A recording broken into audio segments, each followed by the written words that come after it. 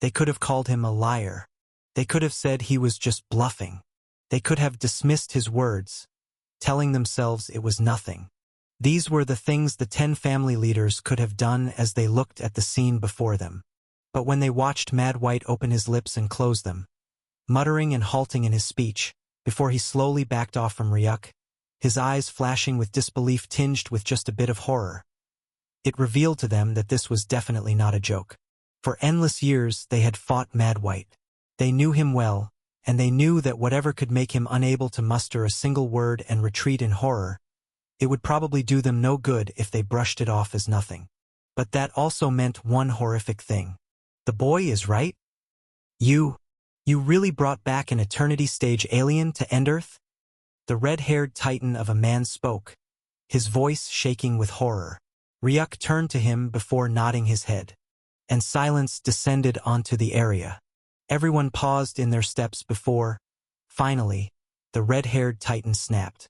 You bastard! The man roared in anger as the holograms around them crashed violently. You brought back an Eternity-grade alien to End-Earth? An entire Realm Lord? Have you gone mad? Do you know what you have done? The red-haired titan screamed, his voice rising louder and louder, but none of the leaders said anything, because what he was saying was exactly what was running through their minds. So wait, the elf lady interrupted as the red-haired titan clenched his teeth tightly, veins covering all of his face until they formed a demonic tattoo. So, you're telling me that out there, somewhere in End-Earth, there is an Eternity Stage expert wandering the streets? The elf lady asked. Ryuk nodded. Yes, elf leader. It's a lady, and right now, she has parted away from me, wanting to go for a walk. I don't really know where she even is now. Ryuk said with a helpless expression as the leaders looked at him in horror. But you all must understand something even more important, Ryuk said, bringing their attention back, this time at a full 100%. If they had been interested in him before, now, to them, he had become a god whose words they didn't even dare to ignore. She's not without chains, Ryuk continued. What do you mean? For me to bring her back, we agreed on a deal, which was sealed by a contract grimoire. Ryuk explained, as the leaders unconsciously heaved a sigh of relief. They knew well what a contract grimoire was and understood that it was a safe bet. And what did you both agree on? She seemed to have been stuck in her own realm for some reason and needed to get out. So I proposed a deal, that she would listen to every order of mine in exchange for me bringing her out of the realm, Ryuk said. One of the leaders, a man with fish scales over his face, had his eyes flashing with skepticism. Don't tell me she agreed to such a ridiculous deal? Ryuk nodded. She did. Mainly because she thinks she can break the contract in some way I don't understand yet, Ryuk admitted as the leaders grew wary once more. But for now, she will be absolutely under every single one of my orders. Every single one, Ryuk emphasized, making the leaders' eyes flash with an eerie glint of horror. Now, the kid before them wasn't just some boy who had the power of the Cataclysm stage. He was a kid who had an Eternity-grade expert under his control. Humph. So what? The red-haired titan scoffed as the leaders, including Ryuk, turned their attention to him. Do you think we have no Eternity-grade experts on End-Earth, you fool? Even if you have an Eternity-grade under your control, we will awaken our own Eternity-grade supreme cultivators, and they will subdue her with sheer numbers. Even if you have an Eternity-grade expert, you won't be able to stop humanity from its eventual ruin. The red-haired titan sneered with a sinister cackle. But then he watched as Ryuk exhaled before slowly shaking his head, and the sinister laughter halted in its place, as the leaders turned their intrigued expressions toward him. I am not planning on unleashing her on you or your base, even though I technically can. Neither am I planning to wage a revenge war against you all, nor am I trying to use her as a bargaining tool for you to aid the humans in the war. Ryuk explained calmly, as silence reigned in the room. What I am insinuating is that she is more knowledgeable than us. That was one of the convincing factors that made me risk bringing her here, even though my control over her isn't absolute, he explained, as the leaders hummed in thought. And when I talk about knowledge, I'm also talking about the nulls. The truth is, we Endiarthians don't really know much about the nulls or their powers. Ryuk began, gaining the attention of everyone in the room. You want to send human soldiers to the nulls so you can get a glimpse of their power? I am afraid that is an unwise move, Ryuk said, causing some of the elders to shift in their seats.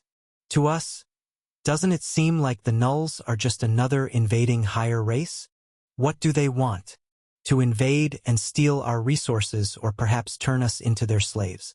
Isn't that why the nulls are attacking and trying to invade us? Ryuk asked. The leaders furrowed their brows, remaining silent. Truly, that was why the nulls had invaded. Endearth was a bountiful world, one whose gates spanned into interdimensional spaces where powerful artifacts could be found. As long as the interdimensional gates existed, Endearth would forever remain a prosperous world. And most likely, that was one of the reasons why the nulls were invading. That was their belief. But then, Ryuk spoke once more. If you all still think this is the reason for the nulls' invasion, then forget humanity extinction.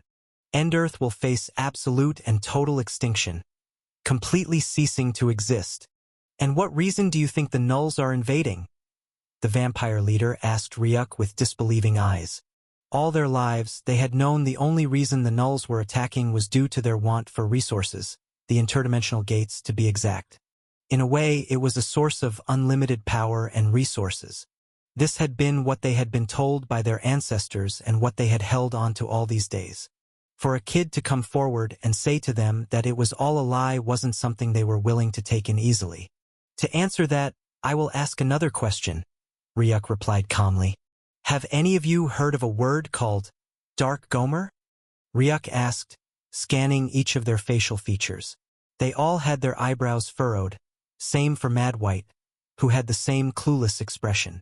But when he turned to look at the red-haired Titan, he found his eyes bulging in shock. It seems like the Titan leader might know some little secrets that the other leaders aren't aware of, Ryuk called out aloud, causing the other leaders to turn and look at the Titan leader, who seemed visibly shaken. They watched as he brought out a book from thin air, his eyes scanning through its contents, widening bigger and bigger before he eventually shut the book and exhaled loudly. He then turned his attention to the other leaders. 10 years ago, an anomaly gate opened up. An anomaly in the sense that it was absolutely pitch black, and its grade was unknown. It just couldn't be scanned by our gate scanners. We Titans thought this was a gate that would no doubt possess many secrets, artifacts, and resources, and so we decided to keep it a secret from the other families. Hence the reason why none of you know about it, the Titan leader explained, drawing the narrowed gaze of the other leaders. Continue, Ryuk said before any of the leaders could butt in, and the Titan leader was more than happy to not talk about the issue. After the gate opened up, we sent in one of our best adventurers, a total of 7 Cataclysm Stage experts who were all attack specialists, and 3 Peak Dominion Stage healers, he said, his voice ringing loudly through the area. But then his eyes closed, and the color drained from his cheeks as his hand curled into a fist. Out of those 10 adventurers, only one of them returned alive. He whispered as gasps of shock reverberated through the entire area, even causing Ryuk's heart to shake within him. 7 Cataclysm Stage experts and 3 healers entered, and none of them came out? The one who came out was a healer, and he died just 3 seconds after stepping out of the gate. We couldn't get anything out from him at all. But even in death, he was clutching onto a book written in letters that we couldn't decipher. Not long after his death, the Dark Gate closed up by itself, and we lost all connection to it. All we gained in the end was a book that none of us could read, he said as he held up a pitch-black book for all the elders to see. But if there is one thing about this book, it is that on top of every page, there is a word we can understand for some reason, even though it is written in the same letters as the entire book, he said as the book faded away from his grasp. What is the word? The fallen man asked. The Titan leader muttered, Dark Gomer. That's all, Dark Gomer. And that word is present on every single page of the book, even on the front and at the end, even though we have absolutely no knowledge about what that word even means. The event was a catastrophic one and a big loss to the Titan family. But the gate had disappeared, and the lives had been lost. There was no need to go around informing everyone. So we decided to shut it off, keeping it a secret amongst some high officials in the race. But who would have thought I would hear that word once more? The Titan leader said, turning his serious gaze to Ryuk with furrowed eyebrows. Ryuk nodded. According to what I learned from the Eternity Grade expert, the Dark Gomer is the main goal of the Nulls. A Dark Gomer is a cultivation world, Ryuk said. A cultivation world? The Titan leader asked. Yes, a cultivation world that is naturally attuned to the cultivation of the Nulls themselves. It is a power the Nulls possess, to turn a world into a cultivation spot for their kind. Just like how we clear away forests to build houses on the land, the Nulls go about invading worlds just to turn them into a Dark Gomer, a place to increase their strength. A lifeless world filled with nothing but abyssal energy, the apex energy of the Nulls themselves. This is the true end goal of the Nulls' invasion. They don't want any resources, nor do they care to make us slaves. They simply want to turn our world into a cultivation spot for their kind, Ryuk said, his words ringing loudly and clearly, causing shock to the elders. Ryuk then turned to look at the Titan leader. That gate you found must have been a gate that led to a Dark Gomer. For your entire squad to lose their lives and none of them making it out, I believe that should reveal to you what a Dark Gomer truly is. It's amazing that one of your own even managed to get a book out from there, he said to the Titan leader, whose eyebrows furrowed deeply in thought. This was the closest he had gotten to knowing what had happened 10 years ago. The truth is, the Nulls aren't just a higher race. They are a conqueror race. They invade worlds and turn them into a Dark Gomer, killing everyone within and using them as a life source to increase the abyssal energy so as to cultivate their powers. End-Earth is nothing more than one of the worlds that the Nulls are eyeing. Our chances of survival are really slim, as even worlds that have greater powers than ours end up succumbing to the power of the Nulls. Ryuk's words knocked the leaders from their seats. The realization of what they had known all their lives to be true was seemingly ripped away. It was almost like someone who had worked with a mask on his face all his life, accepting the darkness as the way the world was, until one day that mask was ripped off. The leaders felt the exact same sensation as they looked dumbly at each other.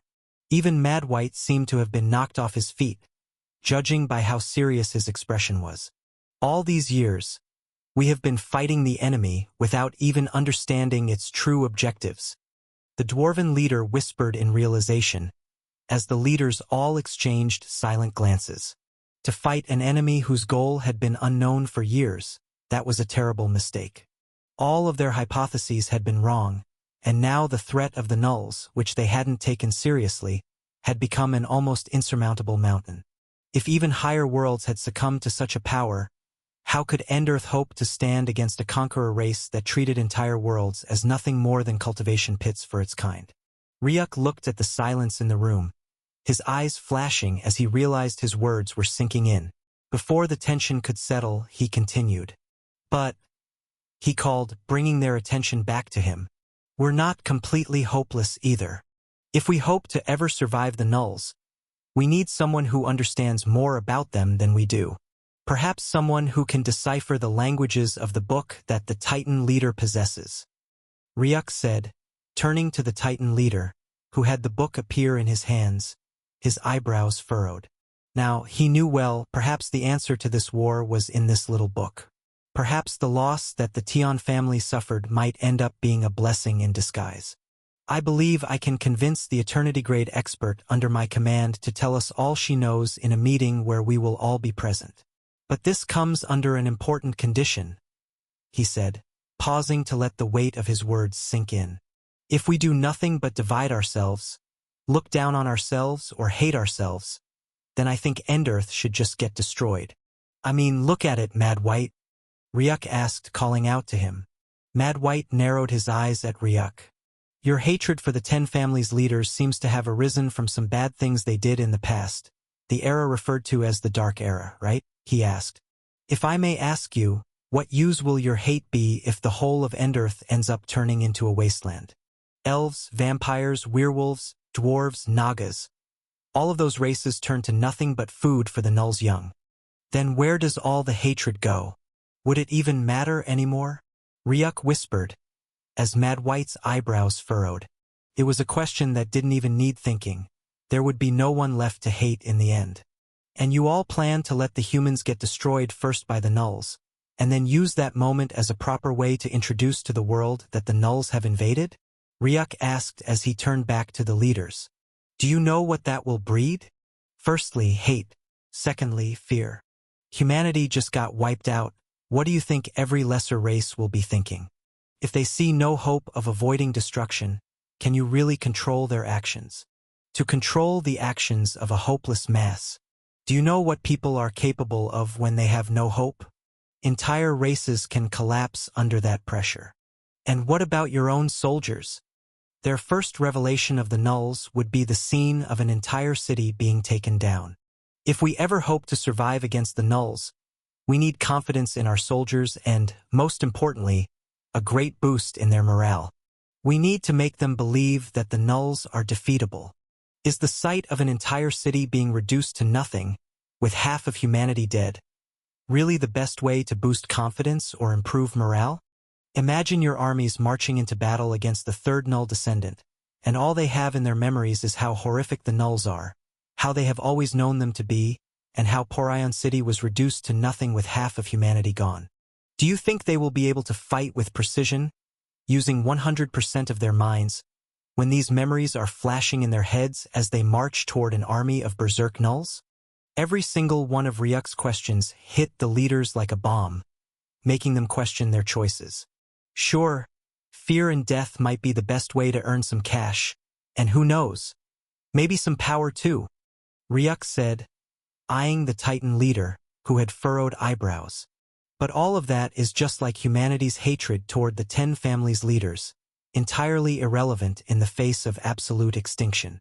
I hope I have been able to show you that leaving humanity to its doom is an unwise move, Ryuk concluded, as a brief silence descended over the room. The leaders thought about it, including the representatives, and they came to understand that they might truly have to reconsider their choices. Sure, Mad White had caused them too much headache, and they wanted revenge. They hated humanity and wanted to get rid of it. But what sense would it all make if Endearth as a planet was wiped out? For this reason, I wish to propose a path we can embark on, one that leads to an end where Endearth might just be able to save itself from its sure ruin, Ryuk called out, turning to the Titan leader, who furrowed his brows at him. His face flashed with reluctance to hear Ryuk's words, but in the end, he could only give in. Say what you have to say. If it sounds reasonable, we will hear you out. If it doesn't, then our plans remain unchanged. The Titan leader spoke, his voice showing his clear reluctance, but his permission was all Ryuk needed. On a date that we will all agree upon, after the second Null invasion of Porion City, I will bring the Eternity-grade expert to a meeting like this one. Together, we will all have our answers, who the Nulls are, how they operate, what their rankings are, and most importantly, how Endearth can be stopped from becoming a Dark Gomer. We will gain true knowledge, not just guesses. Knowledge is what we need if Endearth is to be saved from ruin. But not only that. I, Ryuk, along with my mentor, Mad White, the Eternity-grade expert under my command, and humanity itself, will willingly walk together hand in hand with the 10 families in order to face this Null war. You all say Mad White is a walking calamity, that he destroys your plans over and over, kills your kind extensively, and causes you countless headaches. But has anyone here ever sat down to think about what would actually happen if you had the hands of such an impossible breaker on your back? Ryuk asked, his words making the elders furrow their brows at Mad White, who merely clicked his tongue but said nothing. So, you get knowledge and you get extra power, Ryuk summarized. The leaders narrowed their eyes before the fallen leader asked, and what will you be getting in return? I have only one request, Ryuk said, for you all to show me that Endearth is worth fighting for. You can ignore the humans and not send them help. With the Eternity-grade expert under my command, Porion City will not be destroyed. But this choice of yours, to not send any help at all, will clearly show your aim to truly drive humanity to extinction. And if humanity is driven to extinction, then I see no hope at all as an Endiarthian once my race has been destroyed. So, I want you to show me. Show me that you can look beyond minor threats and hatred and see into the far future. Show me that you truly care about this planet, Endearth, and wish to see it not destroyed. When the Porion City attack happens, I want to see your armies alongside the human armies, hand in hand against our foes. We will fight together as one and perhaps give solid meaning to the word Endiarthians. Then, I will see if you all are capable of putting differences aside and acting as true leaders. And what better way to reveal the world to the Null's presence than the image of an army of the 10 families alongside humanity, gathered together, standing before the Null Gate with straightened spines and power. Together, we will show the world how the Nulls suffer a crushing defeat at the hands of Endiarthians. Such a scene will cause the confidence of the people to increase. It will paint a vivid picture of hope to the soldiers, to the old and the young, from the smallest races to the mightiest. The morale of Endiarthians, watching as their races give up their differences and fight together as one, will create hope. Something we will be needing a lot of if we are to face the Nulls. Ryuk proposed, as the werewolf leader replied, "So, all you're asking is the backup of the 10 families?" Ryuk nodded, earning silence from the others as they swiftly noted down his words. But Ryuk didn't give them time to ponder or negotiate. "Of course, all I offer is a deal. You can choose to accept or ignore it, and your answer will be revealed when the Null attack takes place.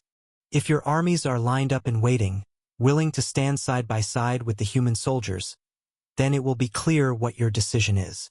But if humanity is the only one standing before the Nulls, and all of your armies are nowhere to be found, then that too will be an answer," Ryuk stated, as the leaders hummed. "But you all better understand something," Ryuk said, as he slowly straightened himself up. And all of a sudden, boom! What the hell? The representatives lying on the floor screamed out in shock as the space around Ryuk suddenly began to contract, before shattering into pieces. The floor beneath Ryuk cracked onto nothingness, a gigantic abyss appearing in the ground, revealing the pitch-dark void beneath the distance. Yet, the representatives barely moved before they were all pressed flat onto their face as a horrific pressure blasted out from Ryuk's being, sending all of them crashing into the ground walls, unable to move a single inch. Ryuk's hair flapped wildly around his head as the suit he was wearing began disintegrating into ashes, leaving only his trousers on him. Then, the tattoos began appearing all over his body. Runic tattoos that caused space to endlessly shatter into nothing, repairing itself only to get rapidly shattered again. Soon, a gigantic black hole arose, covering Ryuk's body from the badly destroyed space, seemingly trying to swallow him yet failing, as the black hole tethered around him, halted in the tracks of his power. The only place that was spared was the center, where Mad White sat in his chair, cross-legged, hands folded calmly into each other, as a wild grin that reached his ears appeared on his face. The leaders' faces changed massively when they sensed the power. This power, it is infinitely close to the peak of the Cataclysm stage. They all said in shock, as their holographic projections rapidly twitched together, watching as Ryuk slowly raised his head up to them. The black hole covered his entire figure, giving off an aura that was beyond fearsome.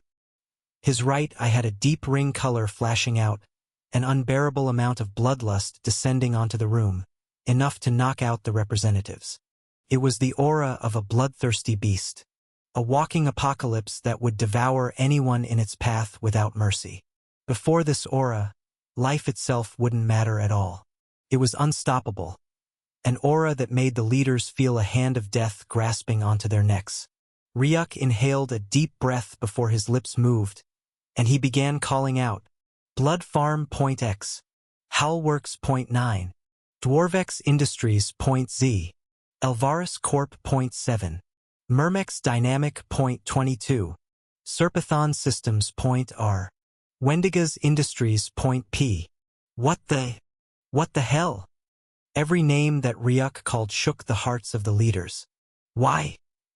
because these names were the names of their various family corporations, the literal backbone of their families, the entities that generated their wealth and stability. The corporations responsible for their prosperity. How Ryuk had gotten his hands on these locations, they had no idea. Their throats constricted in fear as they watched him continue calling out names in a breathless whisper, until he came to a stop, calling all the names that the leaders have on top their head. The room filled with loud, abrupt gasps of frosty white air.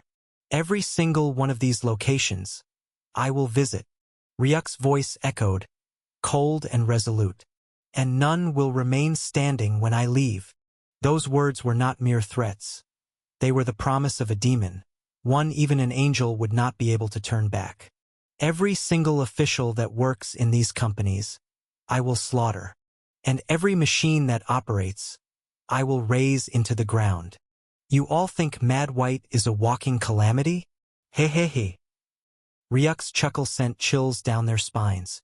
But I assure you, you will find no one more worthy of the name harbinger of nameless end than I will be. He locked eyes with every single leader. Pure malevolence and dread flickered within his crimson pupils. Unconsciously, they all shifted back, distancing themselves from him. And in the next instant, they watched in horror as Ryuk appeared behind Mad White's seat, whispering, "We leave." A teleportation card materialized in Madet's hand. He crushed it instantly, and a gaping vortex tore open, swallowing both Mad White and Ryuk as their figures disappeared into nothingness. The force that had prevented space from reforming finally faded.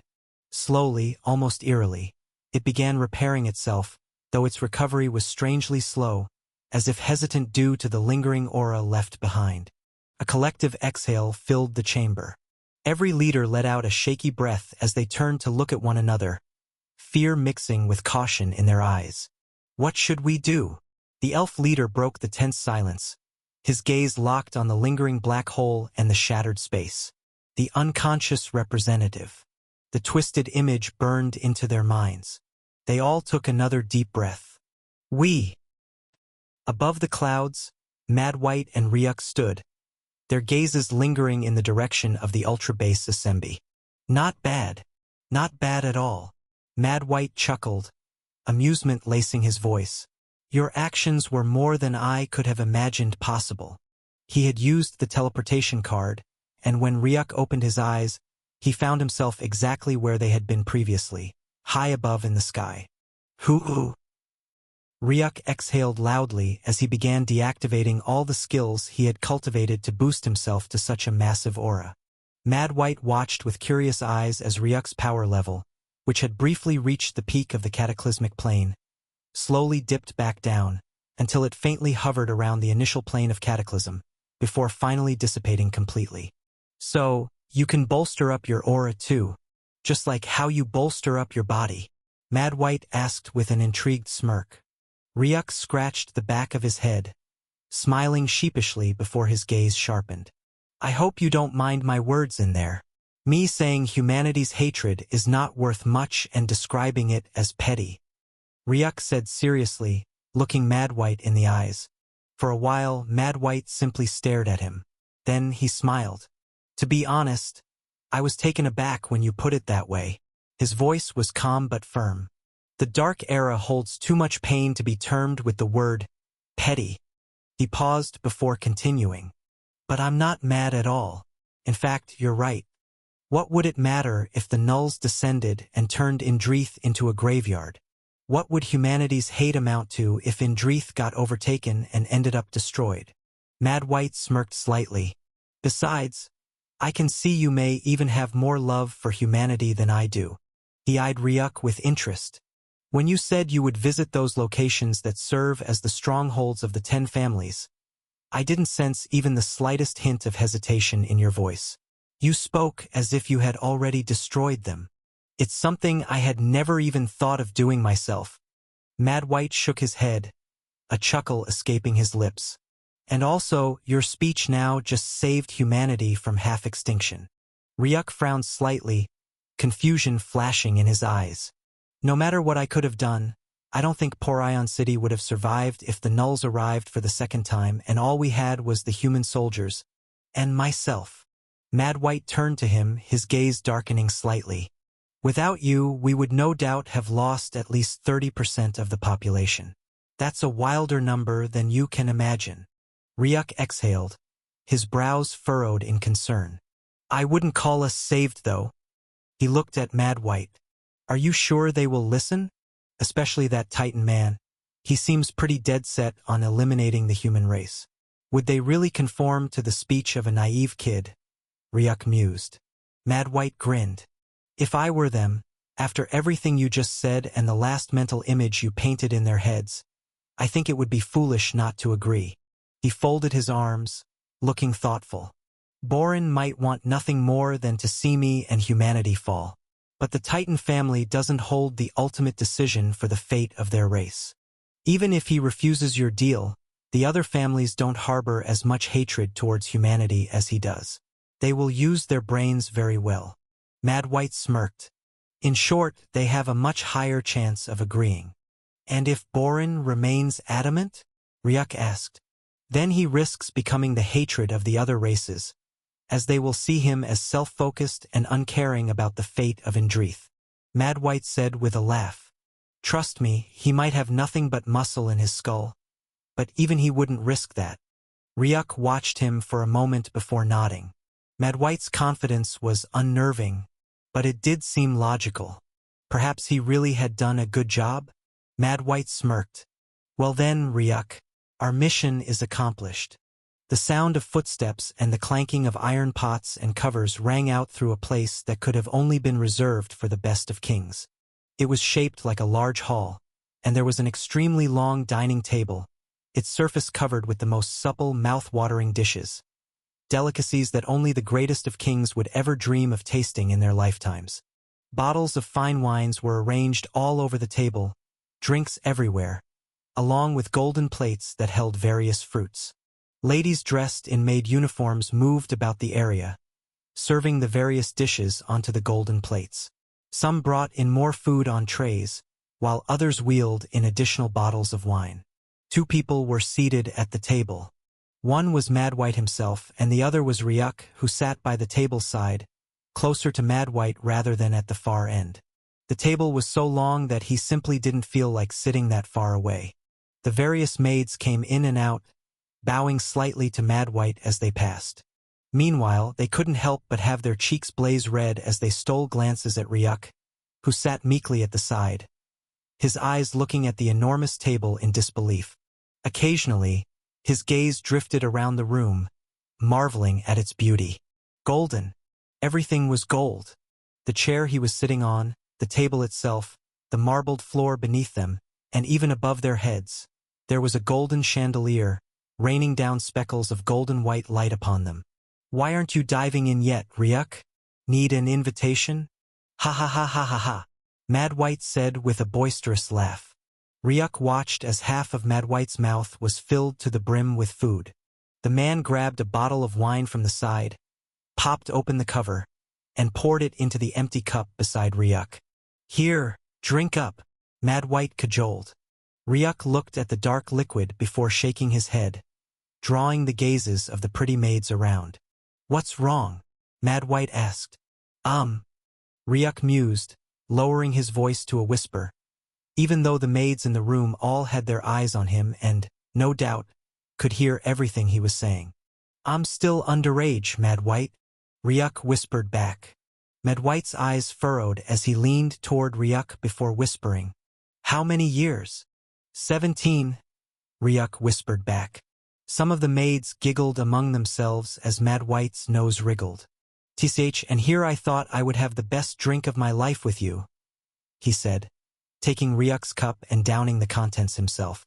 Then, with a button press, he ordered, "Cellophane?" His loud voice echoed throughout the hall, and an older woman soon appeared out of nowhere. "Yes, young lord. Get me the best wine there is for the best 17-year-old human kid remaining on Endearth," he commanded. The lady instantly disappeared into thin air, and less than 5 seconds later, she was back, holding a golden basket filled to the brim with various bottles. "Here, my lord. This is one of the best wines available on Endearth, all free of alcohol," she said. Mad White smiled proudly, took the basket, grabbed a random bottle, and popped it open before filling another cup. "Here. Now, drink up." With all these gazes on him, Ryuk had no reason to avoid it anymore. He grabbed the cup and took a small sip. The moment he did, his eyes widened into balls as a sweet taste, something Ryuk had never experienced before, rushed into his brain, causing it to momentarily halt. A moment of silence. Then, another moment, one that sent cute giggles across the dinner table. But Ryuk had no attention to spare for that. He instantly drank up the cup in a single gulp, a bright light in his eyes. "The taste! I've never tasted anything so good," Ryuk exclaimed in surprise. Mad White laughed out boisterously once more before leaning toward Ryuk with a sinister smirk and asking, "Should I tell you what tastes even better?" Ryuk raised an eyebrow, and then he watched as Mad White's eyes glazed over the maids. The maids' faces completely turned crimson red. They blushed heavily, but their eyes flashed in surprise when they saw Ryuk's face almost completely covered in a deeper shade of red, just like theirs. "Mad White!" Ryuk screamed shrilly, causing the maids to burst into loud laughter, along with Cellophine, who stood behind Mad White, covering her lips and trying to stop herself from an outburst. The little boy was, without a doubt, the best guest their young lord must have ever received. It was rare to see Mad White gush over someone so much. But when the person was foolishly cute and naive, it definitely made for quite the scene. Ha ha ha. Mad White's laughter was unrestrained as he looked at Ryuk, who had turned into a red watermelon, snickering sinisterly to himself. "Seems like you're not as dumb and innocent as I thought. You understand a thing or two about life." "Huh," Mad White teased. "Go away," Ryuk shot back. But all he got was Mad White's taunting laughter.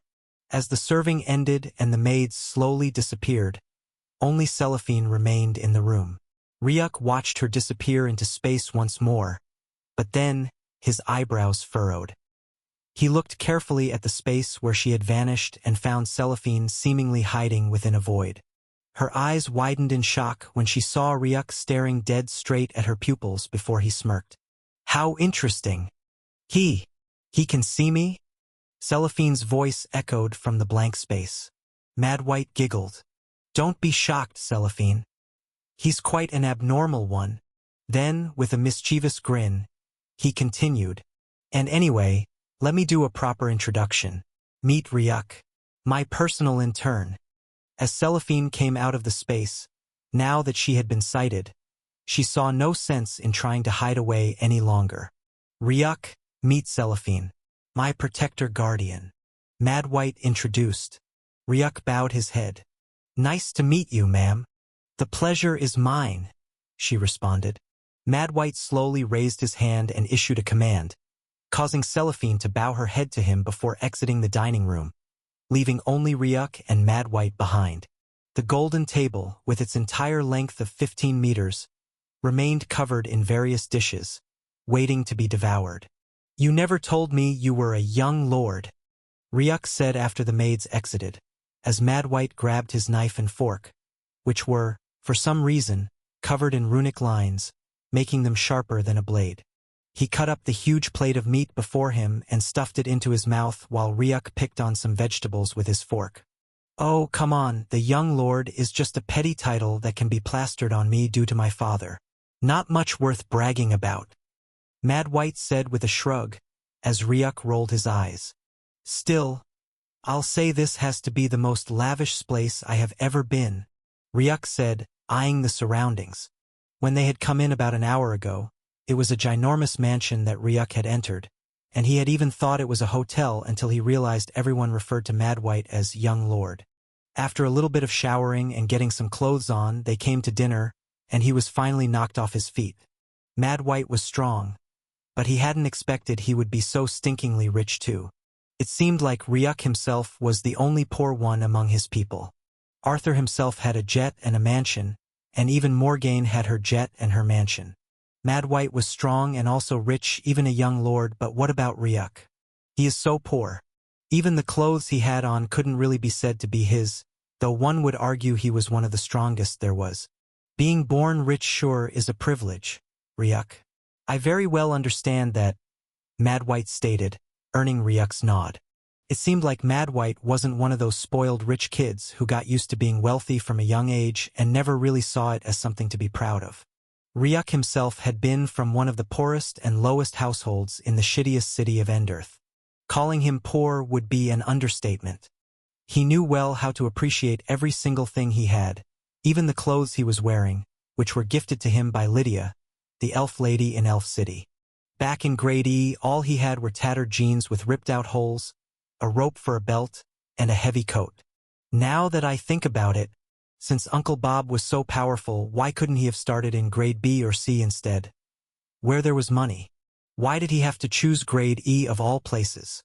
Ryuk wondered to himself before he suddenly remembered something, and he halted.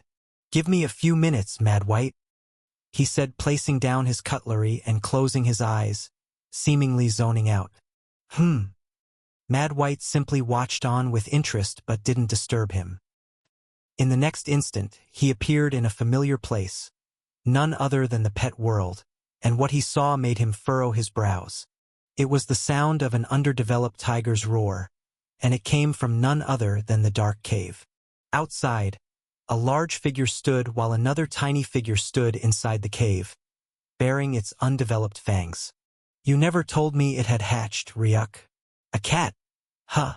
Isha's voice rang out as Ryuk walked forward, arriving before the cave.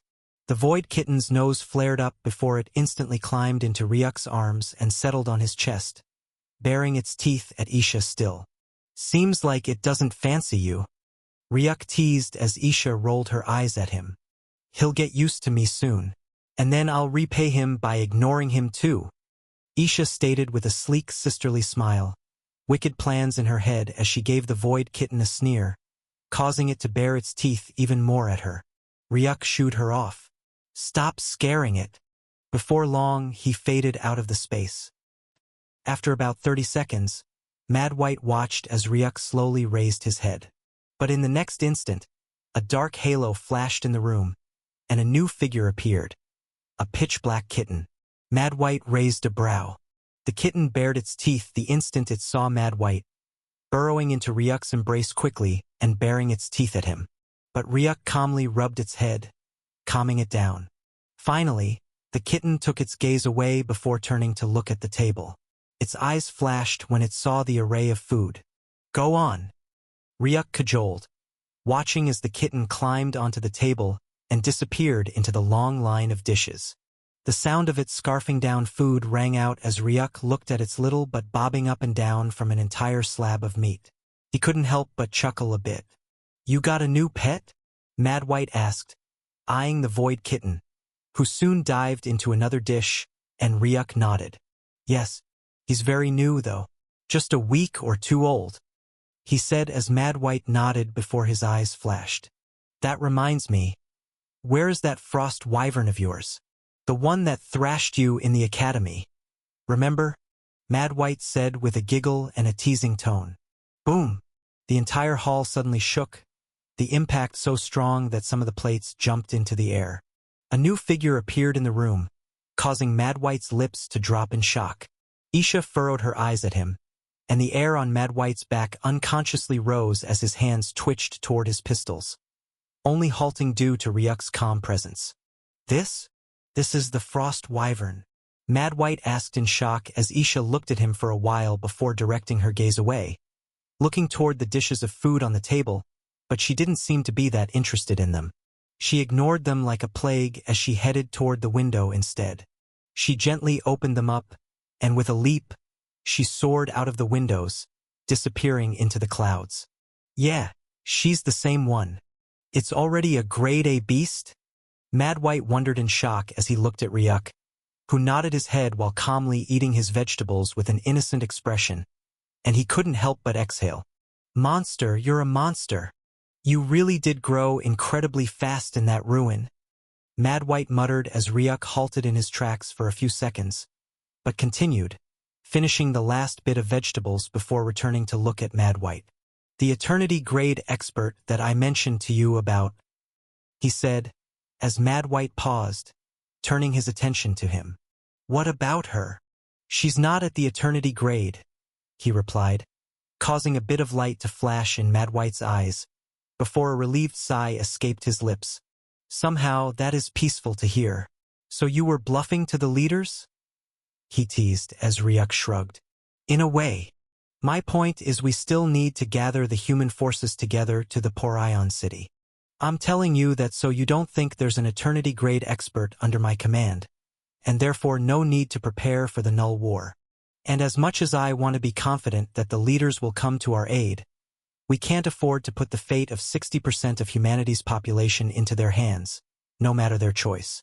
The human army needs to be well-armed." "In what way?" Mad W. Height asked curiously. "I've seen the combat equipment they used in the last Null War. Those equipments could be better. Their combat jets, too, can be improved. Same for Theer combat suits. This is one of humanity's most important wars, and we can't afford to lose." Ryuk's voice resounded through the hall as Mad White was about to playfully shoo him off, but his expression tightened before he replied. "I understand. My father has access to the human armies. He's a high-ranking official too. Through him, I can get to their weapon recreation center and help them in their creations. Their weapons and combat systems can be improved with my knowledge. It will be much work for me, though," Mad White said as Ryuk nodded. "It'll be all worth it in the end. I guess that gives me a job to do. What about you? What do you plan on doing? The Null attack won't be taking place in 2 weeks at least from now. Got any plans before that? Or just planning on living life slow?" Mad White said, as Ryuk turned his gaze to the void kitten pilfering food on the table, even though its stomach was bulging, quite bigger than its own head, and he looked at his fingers curling before unfurling. "I want to go into seclusion." "Seclusion?" Mad White asked with a raised eyebrow as Ryuk nodded. "Yes, my power level might be at the Cataclysm stage, but my cultivation level is still only at the initial plane of Dominion. That needs to be fixed, and the only way I see that being done is through deep seclusion," Ryuk mused to himself. Right now, Ryuk knew well his power level might be at the Cataclysm stage, but he also knew that was only due to his skills, which were at level 30. His nano skills especially was incredibly high level, and that instantly threw him into the Cataclysm stage. His ice ability combined with his domain skill was also incredibly powerful. When those two abilities are activated at the same time, he would be able to take on Cataclysm stage experts. But still, it was clear that Ryuk was lacking behind in cultivation levels. He was still only at the initial plane of Dominion, and since he was still in the initial plane, he had very large potential to improve. There was currently no sort of bottleneck right now. Even his primordial frost sculpture hadn't been well cultivated by him. If he cultivated it well, he would gain the naturally ingrained skills from the cultivation art, and he would also be able to increase his cultivation level, which would also automatically increase his mana stats, ensuring he could use his Frost Sovereign skill and his domain skill for much longer. Besides, there was also the Void Kitten which he had just contracted. He hadn't even had time to check through its panel and see the new skill he had inherited. And if he inherited a new skill from it, he would need to also get more cultivation manual and begin cultivating his second element, as well as get familiarized with the skill. There were also the Abyssal Howlers that Mad White had given to him, and he had yet to check out their skills. Those were the best weapons he got, and he knew well that he needed to master their skills and become proficient at using them. There were a lot of things that needed to be done, and he had many areas where he could improve. There was no time to waste relaxing around. He needed his cultivation to reach the Cataclysm stage, and his power level hopefully try reaching for the Eternity grade. Based on how the leaders had reacted when they heard he had an Eternity grade expert under his control, he could roughly guess the true game changer on Endertha was the appearance of someone at the Eternity grade. If he managed to reach the Eternity grade power level, then even the leaders wouldn't have their commands able to affect him. And with the Null War already approaching, he had no idea what would be coming in the next descents. Better to be prepared than unready, though. His talk of defeating the Null, a conqueror race, wasn't just talk, and he knew well some of them were specially coming for his head. All he needed right now was to stay focused and go into deep seclusion. Sounds like you've made up your mind. I would like a frozen place. A place with a temperature at absolute zero.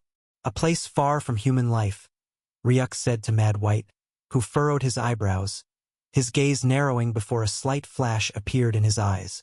I know a perfect place, he muttered, as Ryuk smiled. If there was one thing Mad White had, it was his access. And that was something Ryuk needed. If he wanted to improve his cultivation, then his best bet was a place with natural elements tied to his frost element. In such a place, the concentration of apex energy would be denser, but such a place won't be free, of course, unless he was Mad White's in turn. There's no time to waste. We eat and rest for the night. Then we get on to our plans in the morning, Mad White said as Ryuk nodded, and they both silently dived into their dishes, soon finishing up. The Void Kitten ate so much it eventually couldn't anymore, crawling back to Ryuk and collapsing onto his laps. And soon he and Mad White left the dining room. The maids came in to clean everything up and the lights were soon switched off, reducing everything to pitch darkness.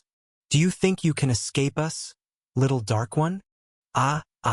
The sound of heavy breathing resonated through the snowy pine forest as a figure rapidly weaved amongst the trees, cold breath escaping his lungs. It was a snow-white-haired figure, his face red from the cold, his lips frozen like ice blocks. Yet, when one looked at his face, it wasn't pain that would be sighted. No, it was fear, the ultimatum of fear and horror lingering in those dual-colored irises. A loud sound of collision rang out as Ryuk's left foot tripped on a tree, sending him face-flat onto the snow-white ground. Yet, he dared not waste a single second as he frantically rose from the ground and kept sprinting forward. Your efforts are futile, little dark one. The voice resonated from behind as he kept running, soon appearing before an area of thorny pines. As he ran frantically through them, they dipped into his coat, hanging onto his skin. Yet, he dared not stop as he forcefully ripped through their binding hold, sending red blood splattering onto the snow-white ground as he continued his frantic escape. But this time, compared to the other times of the dream, Ryuk was well aware of his own body. He could feel his own will moving his own arms and legs from the fear, unlike before when the dream was all an image that he couldn't control. This time, Ryuk felt himself in his body. Yet he was running. Frantically so, even though he wanted to confront whoever was chasing him, even though he felt a tinge of pain assaulting his heart as he ran away so pathetically. Yet there was nothing he could do, nothing but run, for what enveloped him was an overwhelming sense of fear, one that rendered his body unable to obey his will, causing him to do nothing but keep running. Closer to you we are, little dark one. Closer to taking back everything we have given you. Closer to taking it all. The voice rang out as Ryuk's heart pounded in his ribcage, tearing through the forest of thorny spines until he felt the ground beneath his feet give way, causing him to instantly halt. His body slipped downward as he felt himself falling, but he quickly grabbed onto the snowy ground, barely stopping himself from the fall. Exhaustion hit as he looked beneath his feet, finding an unending dark abyss. But then, he could feel the rapidly approaching horror moving toward him, and his eyes frantically flashed from the snow he was hanging onto to the abyss beneath below. Closer! The voice rang out as Ryuk felt a heavy thump near his hands, and immediately, he made his decision. Instantly, Ryuk let go of the icy ground as he spiraled downward, yet he noticed as a clawed hand swiftly brushed by his arm, barely missing its touch by a mere few inches as Ryuk plummeted into the abyss. But veins slashed into his head as he roared out with his will. I will see you. I must see you.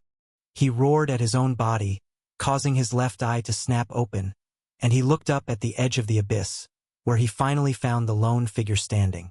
A figure that caused his heart to stop breathing, and then, the world suddenly shattered into nothing but fragments of glass.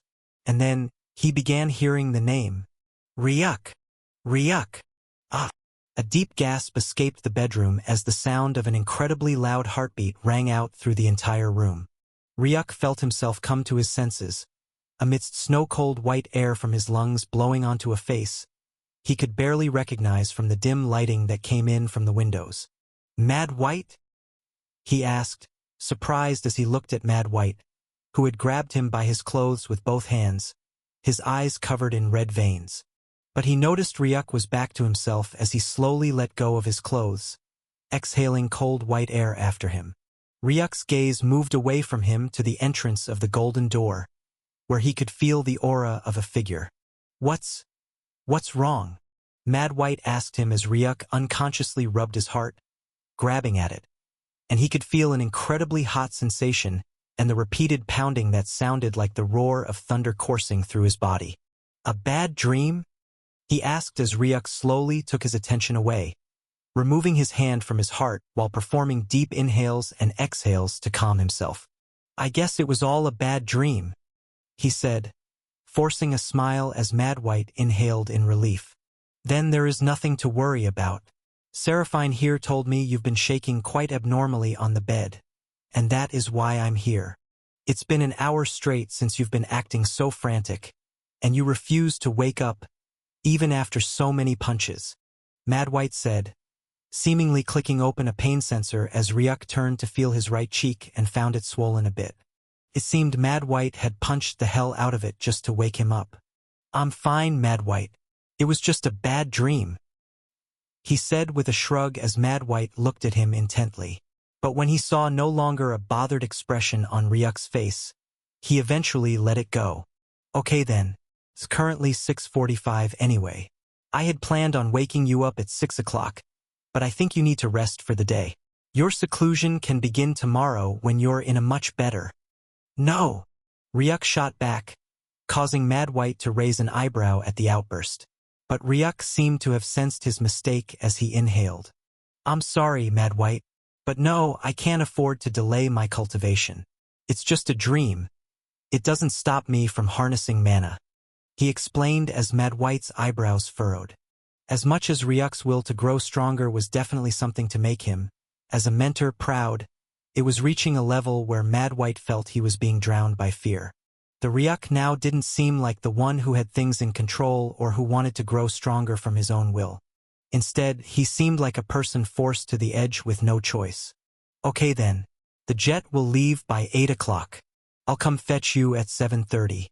Until then, rest a bit," he said, this time his voice leaving no room for negotiations. Ryuk nodded with a smile, burrowing back into his mattress. Mad White rose from the bed as he slowly moved to the door. His gaze scanned Ryuk, buried within the mattress, his eyes slowly closing back to sleep. A bit of relief flashed in his eyes before he shut down the light and stepped out the door. "Is everything okay with your intern, young lord?" Seraphine's voice rang out upon his entrance. Mad White waved her off with a comforting smile. "Just kids and their occasional bad dreams. He'll be fine," he said, heading back up the stairs but then paused and ordered, "Tell Monroe to prepare the Azure 09 jets and be ready to take off at 8 o'clock. Seraphine gently bowed behind him. "Consider it done, young lord," she said before disappearing into thin air, leaving the place in silence once more. Warning! Warning! Abrupt levels of fear detected during host's unconsciousness. Fatality level analyzed. Debilitating. Possible reasons for fear. Error. Unknown. Host is advised to be careful. The system notification flashed as Ryuk sat up on the bed, his gaze moving away from the notification. Then, Ryuk's left eye burst out with red blood, staining his clothes as horrific pain slammed into his head. His hands clutched tightly onto the mattress, tearing it up from the force of his power. He had reined it in to suppress Mad White's worry, but now he could no longer hold it back. His left eye had been blinded. It was something that had happened when he had decided to turn back and look at the figure chasing him. The mere sight had been enough to crack one of his eyeballs and shatter it into nothing. "Activate full regeneration," Ryuk ordered. The blood coating his face and dripping onto his shirt slowly rose back up and began seeping into his eye socket. His eyeball started mending, a new one forming. But the process was slower than he expected. "Tsh, it's even closer now," Ryuk muttered, his hands clenching into a fist, his teeth grinding together. Even though he had felt himself in control of his body during the dream, he had still been able to do nothing but run pathetically away. Even after all the pain and sweat of growing to this level, he had still done nothing but flee. And to top it all off, he had willingly chosen to jump into the abyss rather than face the figure chasing him. And now, there was nothing but a robed figure in his head. One with a pitch-black hand stretched out from the place where its face ought to be. It was all he could see before he lost his sight. I need power. More power. I need to get stronger. Now. Right now. This instant.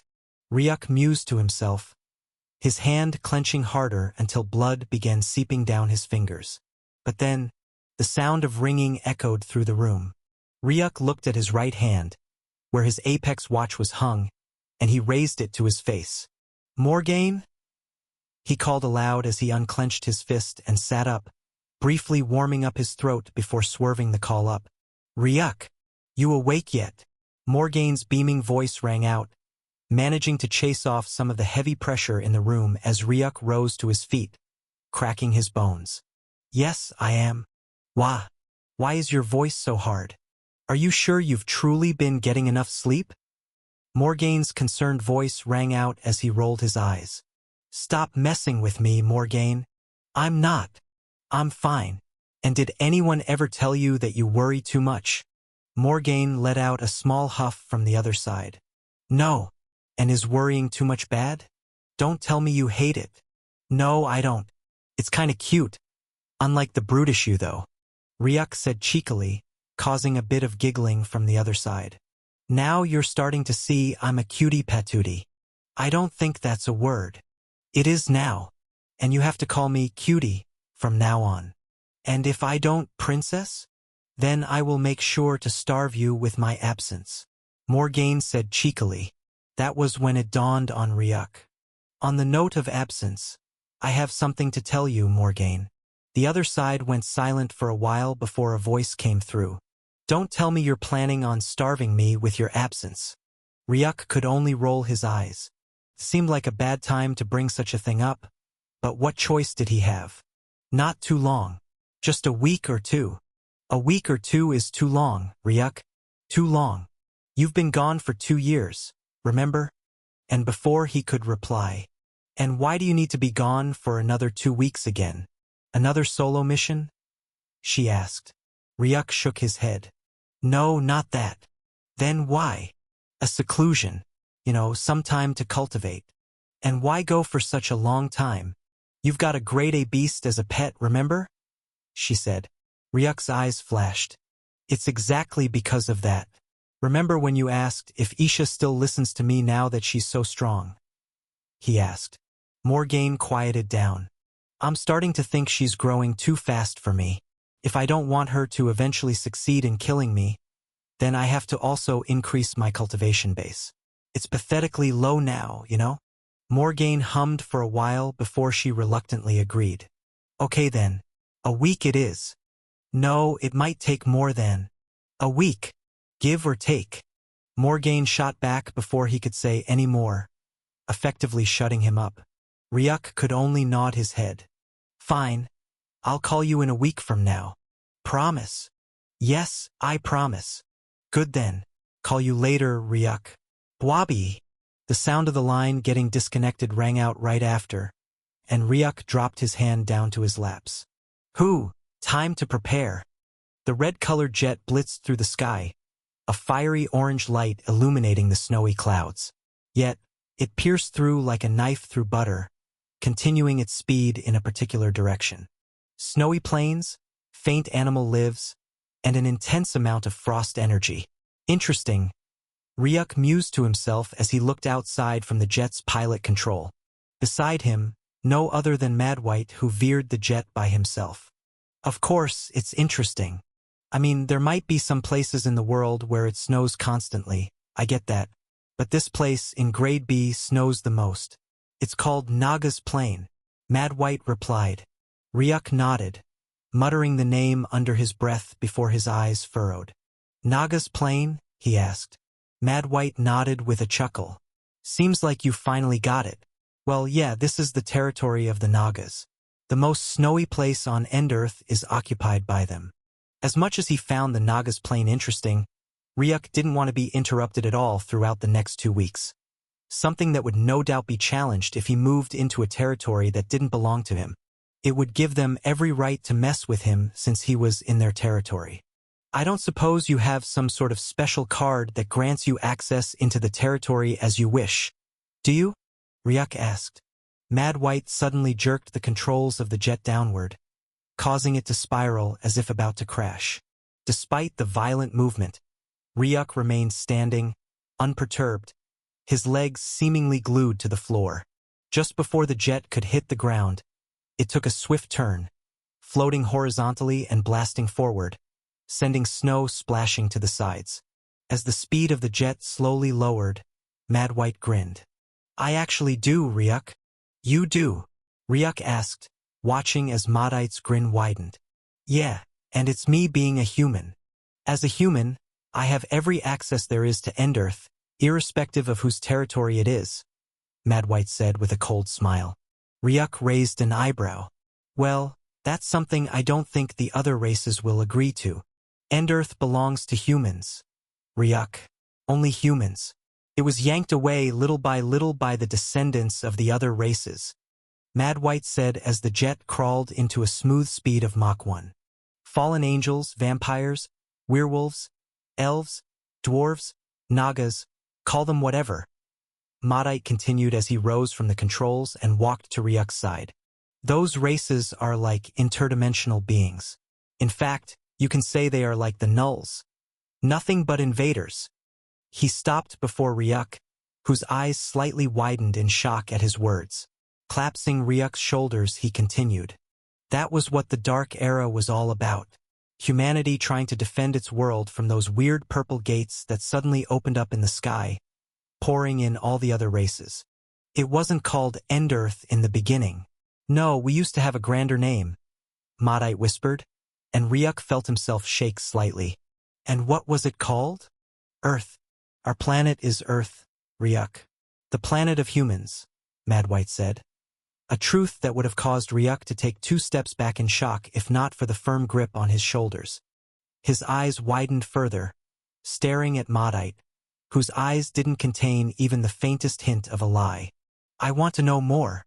One day, a time when I wasn't even born yet, purple gates opened all over Earth, and the races all began pouring in. Along with their entrance came an energy that reeked from their gates, an energy we later referred to as Apex Energy or Mana. That energy changed Earth to unbelievable levels.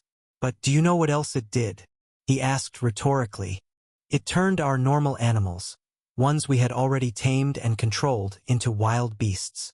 It infected every single thing that existed, and creatures that used to coexist peacefully alongside humanity turned into what we eventually referred to as mutated beasts. When the other races descended, of course, humanity was also exposed to mana. But cultivation wasn't a thing, all we had was our technologies. When they all arrived, the other races, they seemed lost and scared. Some event must have happened in their true world, and they just wanted us humans to take them in, which we did pretty warmly, since they were all so capable of intelligence. But guess what happened when they realized they couldn't go back to their true world? When they realized they would be stuck on End-Earth forever. And when they saw that humans had no idea how to cultivate and their only defense was our puny technologies and guns? They fought, Ryuk murmured. Oh, they did more than that, Madite said, his voice laced with contempt. They promised us the prospects of power. They gave cultivation manuals and various artifacts as they slowly took control of the growing Earth and began using us. Soon, after much favor courting and humanity fully trusting them, coexisting peacefully with the other races, they devised a random idea, and that idea turned the guests into the bosses, and the original bosses into slaves. And what was that? Humanity had nothing but lower technologies, and its potential for mana was incredibly low. How was humanity worthy of having the upper hand? After they gained everything and became comfortable, they realized that humanity was nothing but an inferior, puny race, one that didn't deserve to be at the same level as them. Werewolves became known for eating humans' meat. Vampires became known for drinking their blood. Titans became known for conducting horrific experiments. The elves became known for their superior bloodline, a blessing just to be seen by a human. Everyone forgot who owned the world they were so comfortable in, Mad White said, slipping his hands away from Ryuk's shoulders as he stepped away. But Ryuk remained rooted to where he stood. 17 years old, aren't you, Ryuk? Madite asked, turning to him while smirking sadistically. 17 years old, and you have no idea about the Dark Era. That is how much the real truth can be rewritten by the winners. But it's not just you, Ryuk. Most humans have forgotten the past, our grand past of being the rulers of Earth. Our grand past of being a race of benevolent helpers. Our grand past of coexisting even with the most uninhabitable races in the world and making them feel at home in our own world. Most have forgotten. Now, there are some places in End-Earth where humans dare not step in, or they would get arrested and hanged to death. But there is no place where the humans are that another race doesn't live in. It sounds pathetic, doesn't it, Ryuk? Nauseating. Ryuk mused to himself as Mad White smiled. That's why I'm Mad White. When other people see the werewolves, the vampires, the Fallens, along with the rest of the races, they see people. But when I see them, I see ungrateful bastards who manage to conquer us and turn us into slaves in a world that used to be rightfully ours. They say I kill too much and I've turned mad. But does my hand dare hesitate when I stand before a traitor with my hands on my trigger? But I swear it in the name of Earth. If they had dominated us like the Nulls did when they came in, if the other races had attacked the next moment they stepped into our world, and a big battle had ravaged Earth for its control, even if humanity had lost, I would have gladly swallowed it down. If they came in like conquerors and they conquered us, I would have lived peacefully even if humanity was wiped out or reduced to nothing but slaves after that. But they are traitors. We saw them as friends and welcomed them in. And when they ate our food and drank our wine, they brought out their knives and stabbed us in the back. A cowardly way to gain control, Mad White said as the entire jet slowly slowed down massively. An incredibly monstrous wave of aura burst out of him, drowning the entire space, causing Ryuk's clothes to flap wildly. But then, it dispersed just as soon as it came, and Mad White turned to him with the same grin he always had. In short, Ryuk, don't be afraid of anything called territory, so long as you're on End-Earth, for we humans own it all, he said, tapping on his shoulders as the hatch opened up, and Mad White went back to his seat. And besides, no one really knows where the Nagas stay exactly. Pocket of space? Underground? We have no idea at all. Just that they are living somewhere along these plains. Your chances of ever running into them are more than low. So, don't worry too much about disturbance. You can still give me a call when you're done, and I'll come pick you up. Or I can call you when the Null War is about to begin, Mad White said as Ryuk calmly looked outside the hatch. But clearly, his mind was greatly ruffled inside, and he remained standing, his eyes looking back at the snow. What's wrong? Mad White asked, looking at Ryuk, who stood there blankly even though the hatch was open. If I had known this was how humanity had been treated in the past, if I had known this was the reason for your hate, then I never would have agreed to cooperate with the 10 leaders. To work hand in hand with people who had stabbed us in the back hundreds of years ago. Now that I think about it, it's such a stupid idea. It is, Mad White called out silently as Ryuk turned to him. Because the past repeats itself. Even if we cooperated with them to get rid of the Nulls, then once the Nulls are gone, the new Dark Era will begin. And once more, they'll carry on their humans our inferior mindset. And you can guess what that will lead to in the end. Our cooperation now is only because we're against a common enemy. Once that enemy is gone, the bond is gone, and everything resets back to how it was before. Mad White's voice rang out calmly as he slowly began tapping on the control button. But now you know of the past. And I'm sure that instead of blindly siding with the traitors, you are more aware of who they truly are and will exercise caution when dealing with them. This null war is a calamity, Ryuk, no doubt. But for us humans, it's always been kind of an opportunity, you know. The first null war centuries ago was an opportunity that allowed us barely survived extinction as gazes were directed off us and onto the nulls. And this second null war? It is an opportunity to regather strength and make sure that when the nulls are gone, we don't end up back on floor 1. So what is a little bit of cooperation in order to become great later? We are weak now, and we're taking a step back by deciding to team up with our own traitors. But a step back is not a loss. We'll plan in the dark and make sure that when the nulls are finally defeated, we are at least viewed as equals too, and not as an inferior race. So I don't mind it at all. You made a decision that was you and what humanity currently needed, the decision of a survivor. It's never wrong, Mad White said with a smile as the guilt disappeared from Ryuk's head, and he nodded. I'll call you Mad White, he said before jumping down from the jet, disappearing into the snow below. Mad White looked at the hatch slowly closing in before a smile opened on his face as he mused. You know, Ryuk, when I tell the humans the story, they laugh and say I'm just trying to justify my actions of killing the other races. Some of them believe it, but the weight of going against the 10 families makes them shrink off and tell themselves that it's a lie. But what of you, Ryuk? Truly, humanity has been blessed. Flap, flap. The sound of heavy flapping resounded through the frozen plains as Ryuk levitated in the air. His gaze scanning down below, looking at the endless white plains of mountains seemingly covered in a blanket of snow, one that reminded him of his domain. And most importantly was that the frost apex energy here would almost rival that of the trial he had come in from.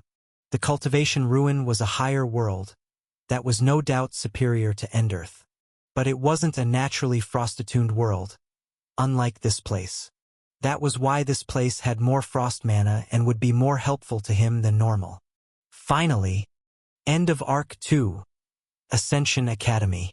Arc 3, Savior or Destroyer? Quite the good place.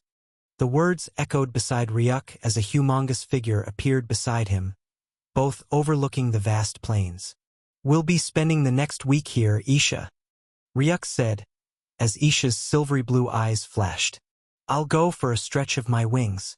If you need me, just summon me to your side, Isha said, and then, boom! The air flapped wildly as Isha soared into the distance, gliding through the air before quickly disappearing from Ryuk's gaze. But he wasn't too much worried about her. He could summon her back at any time, and she was an A-grade beast. There was no need to worry about her. Seems like it's just the two of us, then?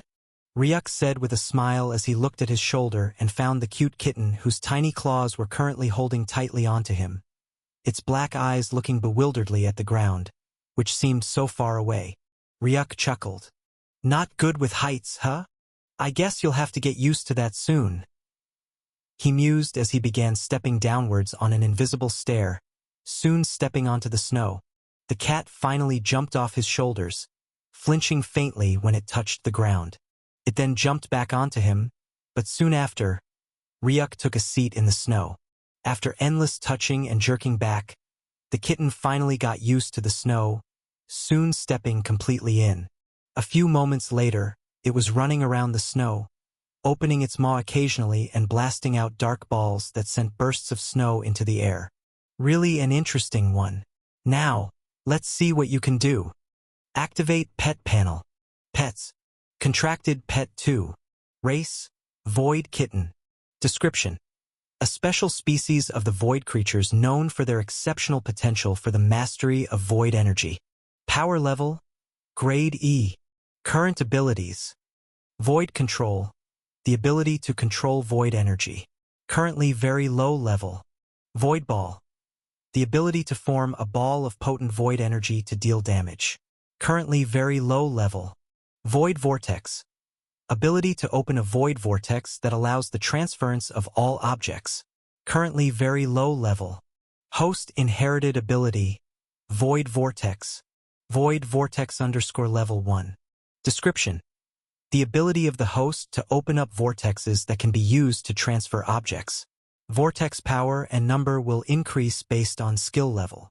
The system notification flashed to Ryuk, whose eyes flashed in response. Immediately, Ryuk stretched his hands out as his eyes closed, and he muttered, "Activate Void Vortex." In the next instant, the air on Ryuk's palm began undulating, as if it had been set on flames. The undulation began until the space itself suddenly collapsed onto itself, the air seemingly being sucked in by the collapse. Something spiraled out, a small, dark, rotating vortex. Slowly, Ryuk opened his eyes to look at the vortex of energy, and his eyes flashed. Finally, he could feel a connection to another place through the vortex. Unconsciously, his second hand moved toward it, but then Ryuk stopped as he turned his gaze to the side, only to find the Void Kitten wobbling on its feet. Suddenly collapsed into the snow. Immediately, Ryuk stopped using the Void ability as the Void Kitten fell onto his palms, and his eyes narrowed when he looked at its dimming fur. While new void veins had been formed inside the host's body, the host has yet to cultivate void energy. As a result, the energy being used is that of the Void Kitten, which for some reason has a very low amount of mana compared to the average E-grade beasts. The system notification flashed, and Ryuk's furrowed eyebrows slowly relaxed. Seems like I'll have to cultivate my own void energy for now. And if its void energy is naturally low, that's something that will need to be fixed. Ryuk mused to himself as he ordered a void liquid and gently poured the content into the kitten's tiny maw, watching as its dark fur began flaring with dark light once more. Right now, the creature was still very weak, and its mana seemed to be very low, lower than a normal E-grade creature, but that made sense to Ryuk based on the beast's birth circumstances. It's also too immature to understand what cultivation means, and I don't have any evolutionary cards. The only thing I can do is get a void art to increase the void energy in the pet space. If it's always in a void field energy space, its natural instincts of cultivation will likely awaken. I'll also need to get it void dishes with a very high concentration of void energy. The void energy will fill it up and hopefully increase its normal void energy containment. Ryuk thought to himself. After successfully raising Isha, he wasn't clueless about what to do with the Void Kitten. In the next instant, the Void Kitten disappeared as Ryuk repeated his command to enter the pet space. Entering the Void Cave, he laid it within, as a couple of new objects appeared in his hands. One was a lamp, which brimmed with dark void energy, and another was a total of 5 2-meter-tall crystals of pitch-black color. The crystals seemed to shimmer as they came into the cave. The void energy in the cave seemed to have been increased by thousands of folds, and Ryuk got to work, placing the lantern close to the kitten's sleeping space and burying the crystals up in the roof. His eyebrows furrowed when he noticed the overwhelming void energy in the cave going outside the cave's walls. In the next instant, another object appeared. A bizarre dark curtain filled with swirling spheres in his hands, which he hung on the mouth of the cave. Now, with the overabundant void energy completely trapped in the room, he watched as bizarre cultivation runes began appearing on the kitten's fur. Seems like its natural instinct for cultivation is beginning to awaken, Ryuk mused with a smile, looking at the runes that began sucking in the overabundant mana into the creature's fur. He waited as he watched the Void Kitten slowly covered the kitten in a cocoon of dark energy. Now, I just need to get a good void art. But first, Ryuk mused as his eyes opened, finding himself back in the snowy plain. I need to improve my frost cultivation until I reach a bottleneck, he muttered to himself. As tempting as acquiring a void art and unlocking a new ability and element might be, he didn't want imbalance in his cultivation. He was already more than capable of increasing his frost cultivation and felt it would be best to focus on that first and reach its limit. When he reached a bottleneck where he could no longer progress, then it would make sense to switch to the void element, get a void manual, and begin cultivation. To leave one incomplete just to move on to another would only create chaos and might even hurt him in realizing his full potential. For that reason, he spread his senses around him, his eyes straining for thousands of miles and overlooking everything. All he could see were small creatures that wouldn't be able to do much harm. His hands reached for his clothes, tearing them off, leaving his body bare. The harsh, snowy wind sent a chill up his spine, but he easily brushed it away as the space around Ryuk began undulating. Normally, he would place restrictions on his cultivation to avoid overpowering others with his ability. However, as he was alone, he might as well release the bonds on himself, resulting in a powerful force of energy blowing through the plains, seemingly merging with the frost wind. Ah! A breath of cold white air escaped his lips as he sat down cross-legged on the ground, both of his hands raised into the air, his eyes closing. The primordial frost scripture flashed in his head, along with the words, as he quickly reshuffled through the entire book, making sure he understood every single thing before his eyes finally shut. His heartbeat slowed down until it went almost completely silent. With hands raised, heart as calm as a lake, the imagery of the chants flashed across Ryuk's memories as his lips parted, and he began. Nevrath Kale my Forsta, Joron Ivirith Kale, Solarth Nithri Vendra, Esei Tor Valor Alas. Nevrath Kale my Forsta, Joron Ivirith Kale, Solarth Nithri Vendra, Esei Tor Valor Alas. Nevrath Kale my Forsta, Joron Ivirith Kale, Solarth Nithri Vendra, Esei Tor Valor Alas. The chants were unending, ringing out clearly through the frosty plain.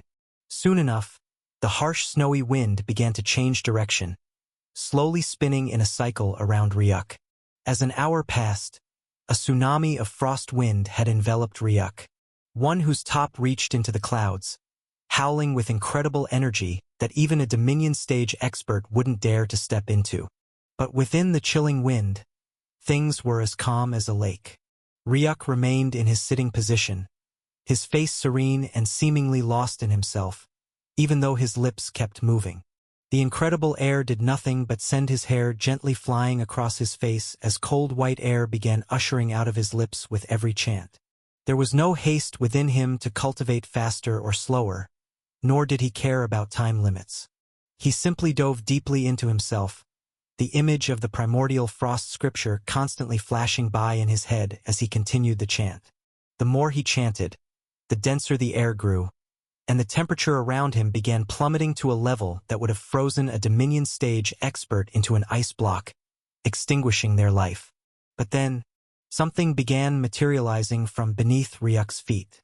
Spreading outward and downwards, the illusion of snow-covered mountains began appearing all around. It was none other than his domain materializing in the outside world, beyond Ryuk's own control. The ice that used to dip into him and freeze apart his organs was instead absorbed into the runic lines of the domain that formed the image of a large frost wyvern, entering the runes instead and spreading all across. From the frost, particles materialized from thin air, swirling into a glowing mist before converging into a sphere of pure condensed ice apex energy above Ryuk's palms. Suddenly, runic lines began appearing in the thin air, connecting from the ball of ice on Ryuk's palms down to the runic lines beneath his feet, until a connection was made. The powerful frost energy in the air raged over him. But then some of the energy snaked into Ryuk's own body. Instead of being an energy that would freeze him up, some of those energies entered the runic lines beneath his feet, as the domain itself began widening and widening, until they overlapped with the true mountains that were present in the plain, seemingly merging from their ethereal illusion form into a reality.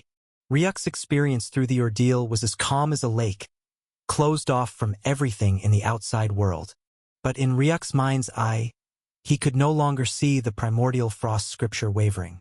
Instead, Ryuk saw body, a silvery-colored, golem-like body that was slowly spinning in his mind's eye, enlarging by hundreds of thousands of times. Suddenly, a memory appeared in his head. Abilities to be obtained in the grimoire. Frozen physique. Your body becomes a vessel of primordial frost, immune to frost damage and radiating an aura of cold that saps the strength of foes. This passive ability also increases physical resilience and sharpens your affinity with ice-based techniques. Could this be it? Ryuk mused to himself, as he watched his mind's eye begin solidifying. Soon, Ryuk's consciousness opened completely, as he felt himself step down into a frozen ground. Looking around him, he was on his feet, and looking at his own body, it had been reduced to nothing but silvery white particles that seemed to have been gathered together by some sort of bonds. But in front of him was a gargantuan, snowy white golem, with a body seemingly made of well-crafted armor of ice, its face covered by a mask of ice. Instead of 2 arms, it had 4 gargantuan ice arms whose weight seemed to press down on the territory space, even though they remained hanging in the air. This is what they call a physique. A frozen physique. Such an amount of power within a body. Looking at the gargantuan body before him, Ryuk felt himself caught in an unending freeze of shock as his brain suddenly went into a pause, ceasing all thought. Millions of years seemed to pass in this bizarre state, a stasis induced from witnessing a power beyond anything he had ever imagined or encountered. And after what felt like an eternity, Ryuk finally snapped out of it. Taking 2 steps backward, his eyes flashed in shock as he inhaled deeply. The power! I have never felt such power. Ryuk mused to himself. It seemed beyond his level of power, which was the Cataclysm stage, yet as aureless as the power level of the Origin stage of cultivation. As he slowly walked forward, the pressure worsened the closer he got to the gargantuan body, but his will easily pushed through. His hands reached out and touched the masked face. The second his palms met the ice-cold surface, brilliant runic lines appeared all over the frozen physique, rapidly stretching outward. In moments, they formed a complex pattern that covered the entire frozen form. Then, the runes began swarming up toward Ryuk's hands. He felt a rising energy, only for it to suddenly halt and retreat back into the frozen physique before dimming completely. Ha! Confusion set in as Ryuk removed his hands from the frozen physique, staring at it with a bizarre light in his eyes. Curious, he stretched out his hands and touched the body once more. Just like before, the snowflake-like runes began appearing all over the physique. But this time, as they attempted to spread toward Ryuk, they dissipated and retreated again. What's wrong? It's refusing me? Ryuk mused to himself with furrowed brows. But then, the world around him suddenly shattered into pieces. He felt a surge of energy burst out of his own body, instantly causing the entire space to collapse. A powerful gasp echoed through the tsunami of icy energy surrounding him as his body suddenly collapsed onto the ground. Lying on his back, his eyes widened in shock when he realized, I can't move? It was as if the control of his own body had been hijacked. And in the next second, the system notifications began flashing chaotically before his eyes. System warning, irregular fusion detected. Alert! Frozen physique consciousness has refused integration. Primary vessel does not meet requirements for organic assimilation. Host does not possess a full natural body required for the frozen physique to bond. TCH. A displeased click left Ryuk's lips as he looked at the notification. It seemed the frozen physique had refused to bond because he didn't fulfill the requirement of having a complete, natural body.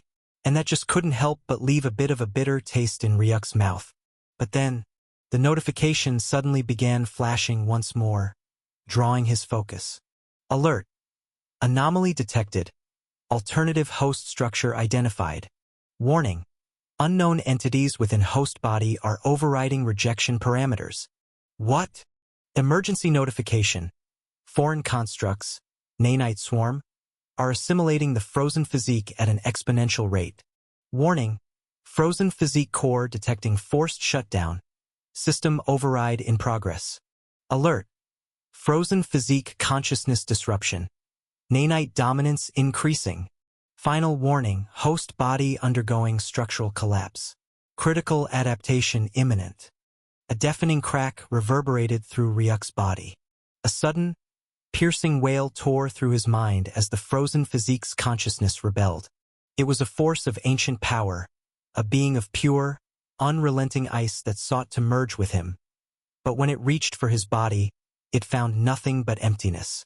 No bones, no flesh, only the shifting, crawling mass of nanobots that made up his form. Warning! Host body structure does not meet required parameters. A blinding cold surged through him, like a million icy needles piercing deep into his being. His nerves lit up in agony, sending him into a world of pain he would have never thought imaginable. Even for someone who had endured as much pain as he had, the pain of collision between these two forces in his body was too much to bear. The frozen physique lashed out, attempting to reject him. The process should have stopped here, with Ryuk being cast aside. But the nanobots did not allow it. They swarmed forward, shifting with terrifying precision, gripping the remnants of the frozen physique and binding it in place. In turn, an intense ancient power erupted, lashing back at them. A brutal force exploded within him, and Ryuk's body convulsed violently. His vision blurred, then shattered into flashes of blinding white and freezing cold. His arms bent at unnatural angles before snapping back into place. His legs locked, refusing to move, yet his body twisted and wrenched itself apart. A scream ripped out from Ryuk's throat. It was pure suffering, raw, overwhelming pain. His nanites started to reform, rebuild, and reshape, but the frozen physique refused to surrender. The clash between them tore him apart from the inside out. Alert!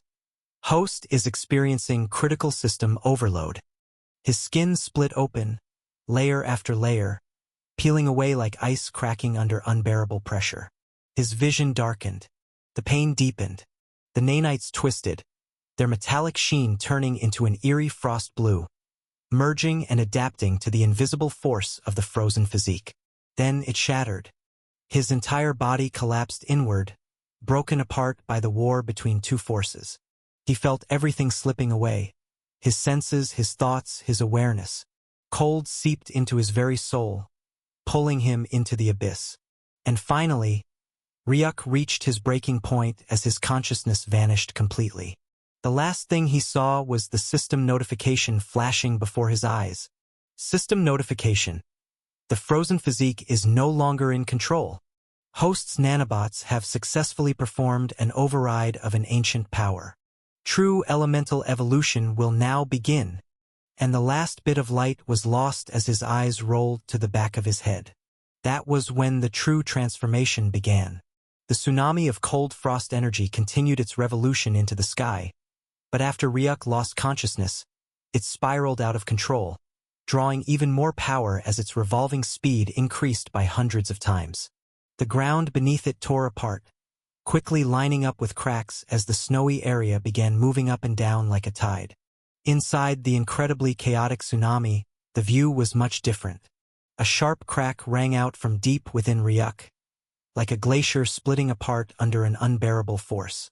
Then his body collapsed completely, not from weakness, not from defeat, but from evolution. Ryuk's body began disintegrating, his limbs melting into a swirling storm of silver and frost, breaking down into microscopic nanites infused with the essence of ice itself. His arms and legs devolved into a shapeless mass, shifting like a living snowstorm. Boom! His torso shattered next, exploding into razor-sharp shards of crystallized nanites that spiraled around him in a violent storm. At the very center, three things remained untouched: his heart, his lungs, and his brain. Suspended in the storm, these last pieces of his humanity pulsed like flickering embers in a world of endless cold. Then the shattered fragments began pulling together. But this time, they didn't return to what they were before. What followed next wasn't a repair. It was a rebirth. The nanites fused with the ice apex energy that oozed out of his brain. Along with the runic lines of his domain beneath his fragmented body, they soon began reshaping themselves into something stronger, colder, and deadlier. His legs formed first thicker and denser than before. Armor plates began layering over one another like shifting sheets of ice, smooth yet seemingly unbreakable. His feet formed into regular ones before they suddenly extended, ending in clawed talons of condensed frost. Their tips glowed with frostlight, seemingly sharp enough to pierce through solid rock. Then came his arms. A total of 4 appeared, 2 on his shoulders and 2 beneath them. They looked humanoid, only sharper, sleeker, and deadlier. Each fingertip now held claws of transparent frost steel. His chest hardened, designed with interlocking frozen plates. At the very center of his sternum, a crystalline core pulsed with an eerie, ghostly blue light, radiating a cold so intense that even time itself seemed to slow around it. This was his new heart, the very center of his frost physique. His spine extended outward, forming a razor-sharp ridge of ice spines that lined his back. With his body formed, his face began reappearing, this time more mature-looking and sleeker in shape. But then, ice began covering it. A mask emerged, crafted from the same crystalline, interlocking frozen plates. His skin became translucent frost, resembling glass. Beneath it, one could see interlocking frost runes swirling around him with power. His hair began growing back, this time turning whiter than snow itself, but then it seemed to flow like mist, constantly shifting between solid and liquid, twisting through the wind. Even though the transformation didn't take long to describe, it took an immense amount of time to complete. And after that long wait, it opened up from beneath the mask. A pair of frosty blue eyes, glowing with an eerie silver-blue light, snapped open. The revolving tsunami suddenly exploded with power, as if a bomb had been dropped at its very center, causing it to instantly settle down. It blew across the plains, everything settling back into place, and then, step. The sound of footstep rang out as his clawed feet touched the ground, and he slowly rose to his feet. The second he did, the ground shook. Ryuk took his first step in his new form, and the very air around him thickened. The snow beneath his feet hardened instantly, no longer soft but turning into an icy platform strong enough to hold mountains. His eyes flashed with light as he looked at the wind and noticed something. It no longer touched him. Instead, it flowed around his body like an obedient servant, unwilling to disturb the frozen power radiating from him. The world didn't just feel cold, it felt silent, as if even sound itself was struggling to move in his presence. Then, Ryuk clenched his four fists. Immediately, massive ice spires erupted from the ground beneath him, stretching high into the sky. Ryuk's eyes turned upwards, looking at the runic-covered spires that radiated an incredibly deadly amount of destruction. Ah! He exhaled cold, snowy white air from his lips. But his breath alone became a blizzard, tiny runic particles swirling from his breath, dipping into the lingering mist in the air. And for the first time, he truly felt it. Not just power. No! Ryuk thought to himself as he closed his eyes, two of his arms clenching into fists. This is control. Absolute control. Not a single emotion clouding his mind. Just the unrelenting, absolute force of a glacier's advance. His body had become a living construct of apex energy-infused frost alloy, and Ryuk had become winter itself. System notification. Congratulations, host, on reaching a new major level of cultivation. Host has broken through thrice and is now at the initial level of the Cataclysm stage. Finally, Ryuk mused to himself, a small smile appearing at the corner of his lips, even though his expression remained as cold as ever. System notification. Congratulations, host. You have successfully mastered the primordial frost scripture cultivation art. Host has awakened a new skill and a new physique. New skill. Cryo-Cataclysm. Description. Unleash a catastrophic explosion of ice apex energy, freezing everything in a vast radius. The ground shatters into glaciers, and the air turns to frost, halting enemies and extinguishing flames. Note: this technique requires immense focus and drains a significant amount of energy, but it can shift the tide of any battle. New physique. Frozen physique. Altered. Type: Apex body transformation. Grade: Pseudo-eternity. Status: Awakened. Description: a body forged from the absolute essence of winter, merging nanotechnology with the internal chill of apex ice energy. This transformation grants the user a physique that embodies unyielding frost, fusing their energy structure with crystallized ice alloy. It enhances durability and grants limitless adaptability to cold environments. Additional skills. 3. 1. Quadrilimb adaptation. Description: the user gains 2 additional arms made of condensed frost alloy. These arms can act independently or in sync with the main limbs, allowing for faster attacks, defensive maneuvers, and weapon manipulation. 2. Frozen spires. Description: clenching all 4 limbs together will automatically activate this ability, which summons towering spikes of ice from the ground, capable of impaling enemies and forming defensive barriers. 3. Cryo-Eternal Devourer. Description: the user becomes a walking entropy sink, forcibly absorbing all thermal energy, not just freezing enemies but outright stealing their heat, rendering them into frozen husks. This ability doesn't just stop movement. It drains reality itself, turning living beings into brittle, lifeless statues as their energy fuels the user's physique core. Warning: this skill has an insane drawback. If overused, the user's own body begins breaking down under the weight of the stolen energy.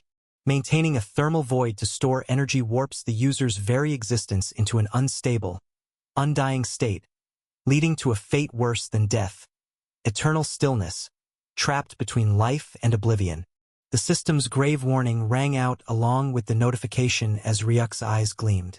He made sure to store the Cryo-Eternal Devourer skill's drawback in his mind. Still, this is far beyond the level I previously was, he mused as he closed his eyes. Suddenly, tendrils of nanotech and frost-covered energy began moving out from his back, appearing before Ryuk, all floating around him. Each of these tentacles seemed to be even easier to control than his hands. When he made one of them land in his grasp, it was like holding onto an entire mountain. Its pointed tip gleamed with an incredible amount of hardness, with the slightest flicker enough to rip the air apart. To top it all off, he had 4 of these. The frozen physique. Not bad at all. Hey hey hey. Ryuk let out a loud laugh, unable to hold back the joy surging within him. Suddenly, the sound of something vibrating rang out as Ryuk looked to the side and found an object on the ground. It was none other than his Apex watch. Immediately, one of his tentacles lashed forth, wrapping around the Apex watch, while another swiped it to the side. He made sure to use just enough force not to crush the watch into nothing, and surprisingly, he was able to pull that off. When he looked at the name on the watch, his smile receded a bit. The ice mask on his face began retreating into his body. His sharp claws withdrew into his fingers, opened up and swallowed them back in. His glass-like skin became covered in another textured layer of natural warmth. On his back, the slates disappeared, and the tentacles began slipping themselves back into his skin. Soon, they completely merged with his body. A layer of nanites appeared around his back before it faded, leaving his skin flawless and snow-white once more. With a single will, Ryuk had shifted from his previous form back to his normal human form. His eyes flashed when he realized he was completely naked. Quickly, he brought out clothes from his storage space, putting them on. Then, he returned his focus to the holographic watch, where the words flashed. Morgaine. Video call. Accept. Reject. Ryuk's hand was just about to press accept when he paused. A bad feeling stirred in his gut and he couldn't help but ask the system. Hey system, how long has it been? 3 weeks, 2 days. Holy mother of sweet monkey milk. Ryuk screamed out loud, eyes flashing in horror. He barely managed to rein in his emotions, his mouth widening until all of his 36 teeth were exposed. Before he could hesitate further, he swiped the button up. Instantly, the screen opened, revealing a face that seemed to be staring into the distance, not focused on the device. Morgaine. Ryuk's face paled a bit when he saw the already worried expression she wore. It was the face of someone who had dialed the same number again, and again and again, until they'd lost hope of ever getting a reply. Hey system, how many times has the Apex watch rung while I was evolving? 763 times. Damn. Ryuk immediately put on his best bootlicking smile. if it isn't my soon-to-be queen. Morgane's eyes jerked to the screen, her pupils flashing in shock. She blinked twice when she saw Ryuk grinning widely at her. But contrary to Ryuk's act, Morgane's expression did not soften. "Who?" she exhaled loudly. Taking several deep breaths before opening her eyes again, Ryuk swallowed. Her gaze was filled with pure, golden fury, so sharp it could have flayed the soul from his body. "Oh! You dickhead!" The scream was so powerful that Ryuk felt his eardrums tremble within his body. The entire ice plain around him quaked. He shut his eyes from the noise, but no words came out after. Slowly, he opened one eye, finding Morgane practically glowing red with rage. "Look, Morgane, I have something ultra-important to tell you," Ryuk said, drawing her attention just for a bit and managing to suppress the pressure, albeit a little. "You remember the first day we went to Ascension Academy?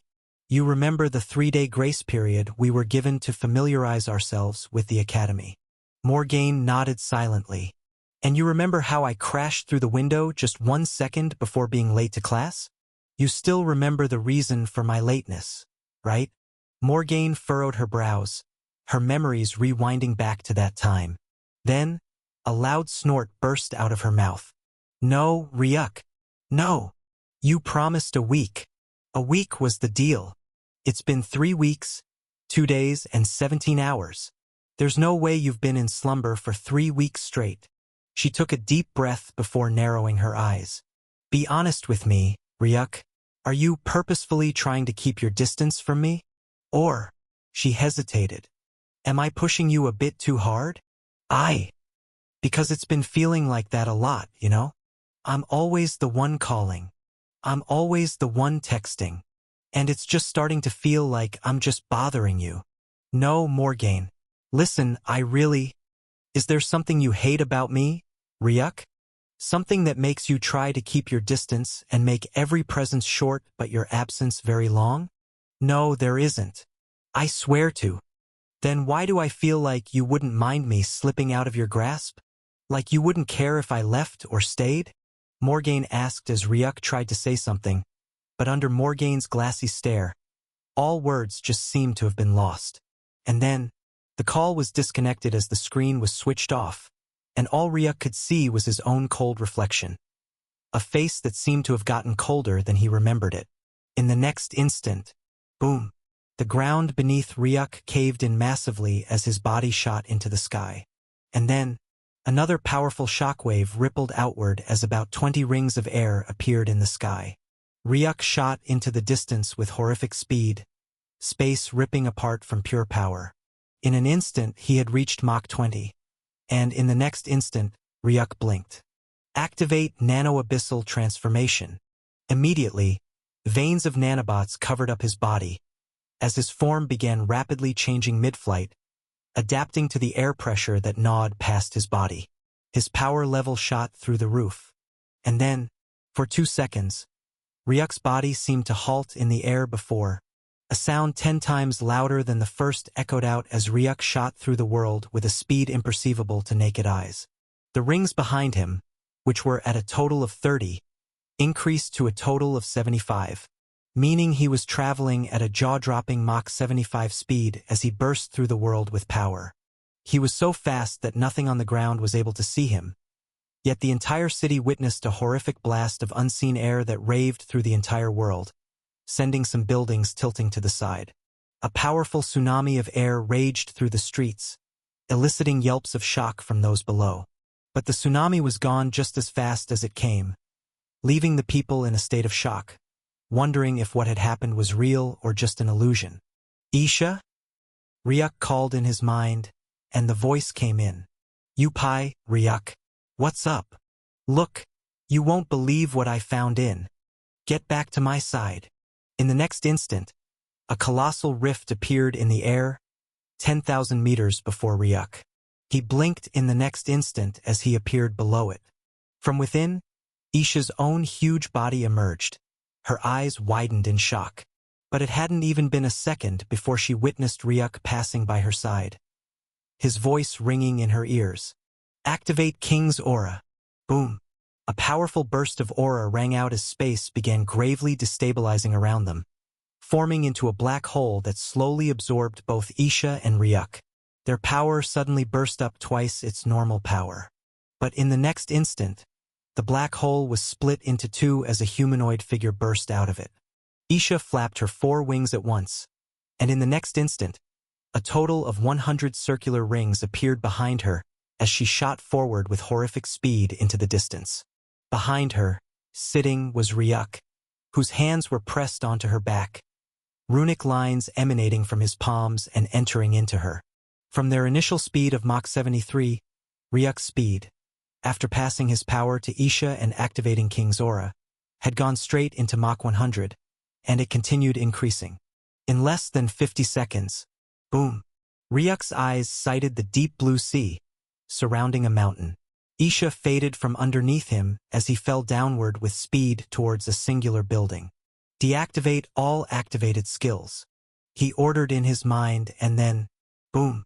The entire air shook as Ryuk suddenly stopped his motion 20 meters before the singular building. A powerful tsunami that would have devastated the entire island spread out from Ryuk, blasting the shockwaves backward into the sky. The dark clouds instantly cleared up, and with a single step, Ryuk appeared before the golden door, clutching the knob as he stepped in. When he stepped in, he sighted a figure curled into the sofa with disarranged golden hair all over her. On the side table, a device lay, and tears could be seen dripping down her face. Suddenly her ears perked up. She turned her gaze to the door, only to find him standing a mere 10 centimeters away from her. And her mind halted in shock.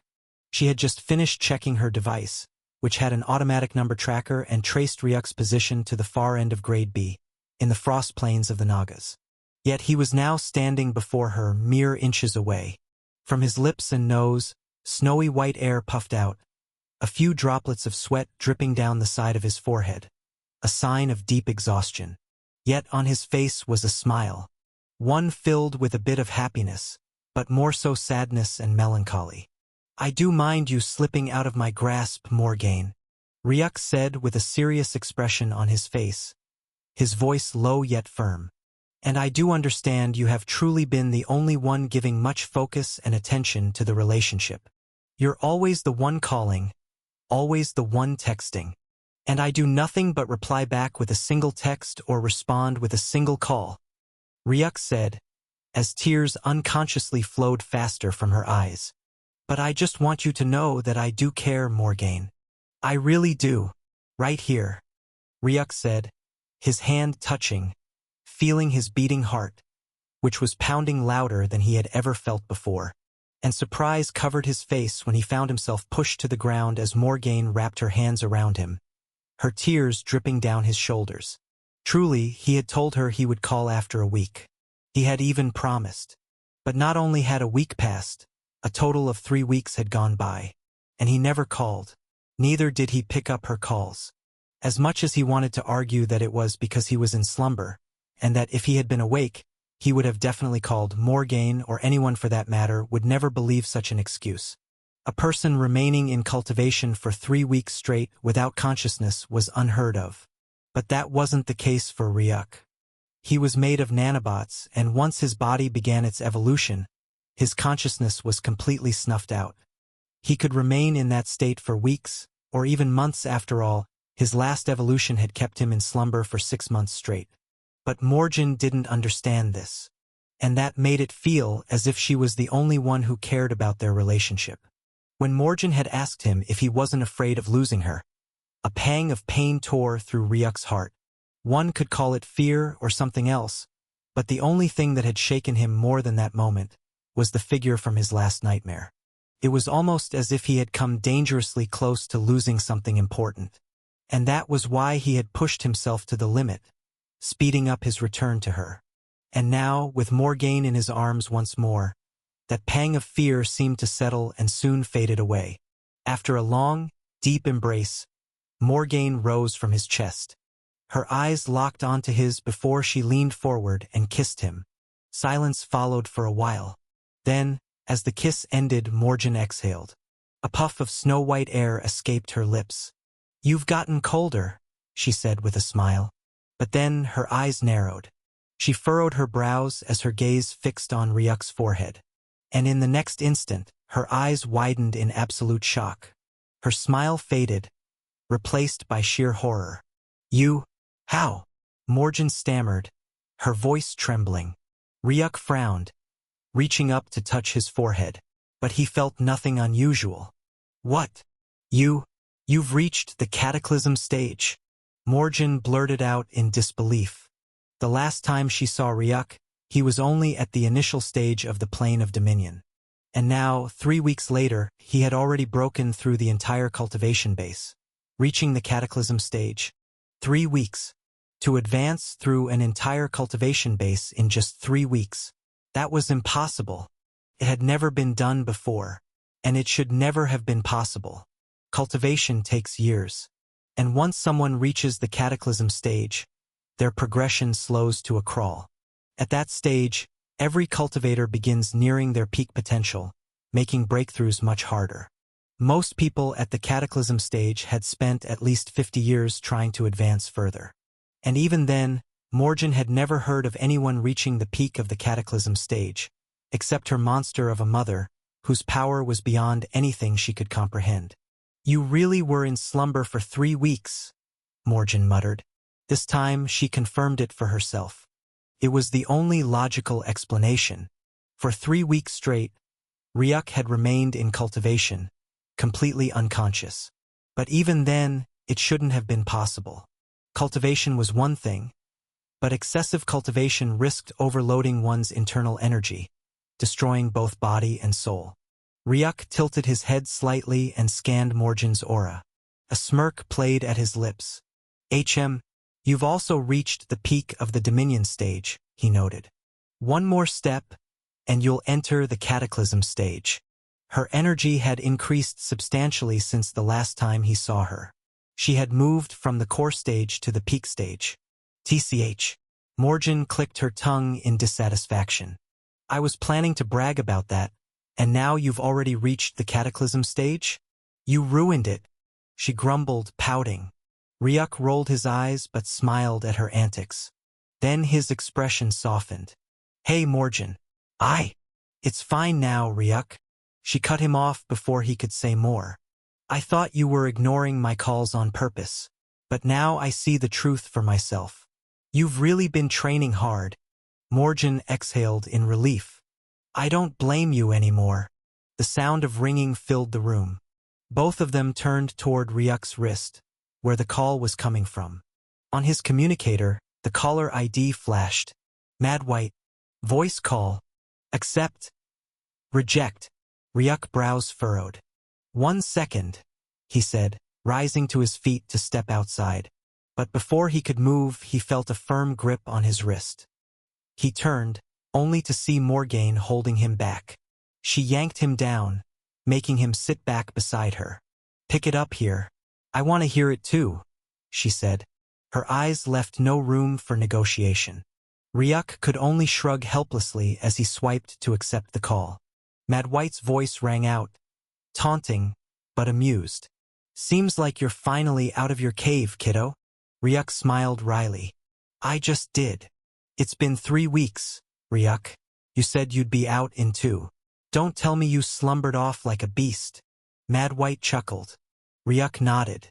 I did. But I'm back now. Good. Mad White's tone shifted. And I'll say this, you woke up at the right time. Ryuk's eyes narrowed. The right time? Porion City's sky is starting to darken with the portal. We still don't know when the nulls will emerge, but it's happening soon. Morgan's expression stiffened, but she remained silent. How are things going? What about the human soldiers? And the 10 family soldiers? Ryuk asked. 3 weeks. That's how much time we had, Ryuk. It was enough to evacuate the humans from Porion City. Right now, there isn't a single human civilian left in the city. We moved them somewhere safe, Grade B. That should at least lessen the casualties when the nulls attack. Right now, the human armies are stationed beneath the portal. Trust me, we're armed to the teeth. But the 10 family soldiers? The only thing they sent was the media. They're out there setting up recording drones and live cameras, preparing to broadcast everything. Tisich, just as I feared. Ryuk licked his tongue in dissatisfaction when he heard that. It was just as he feared, and it seemed the 10 families weren't willing to prove him wrong.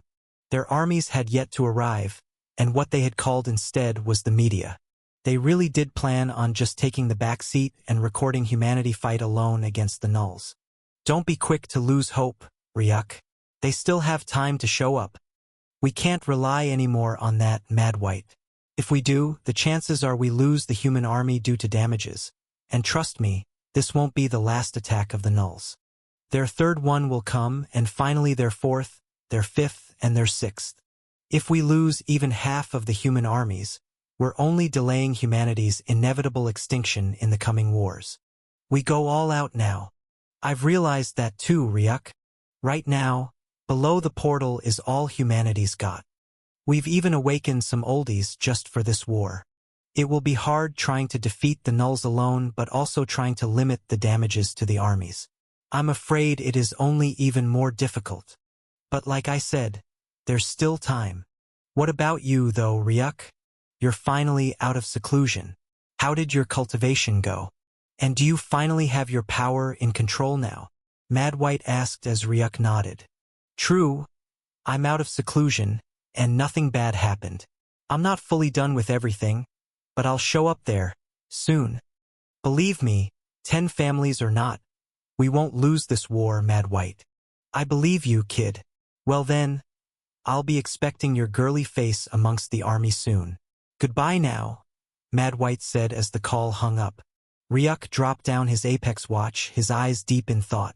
But then, he felt a hand wrap around his, jolting him out of his thoughts. For a second, he had forgotten Morgaine was still by his side. The Null War has started? Morgaine asked, as Ryuk sighed.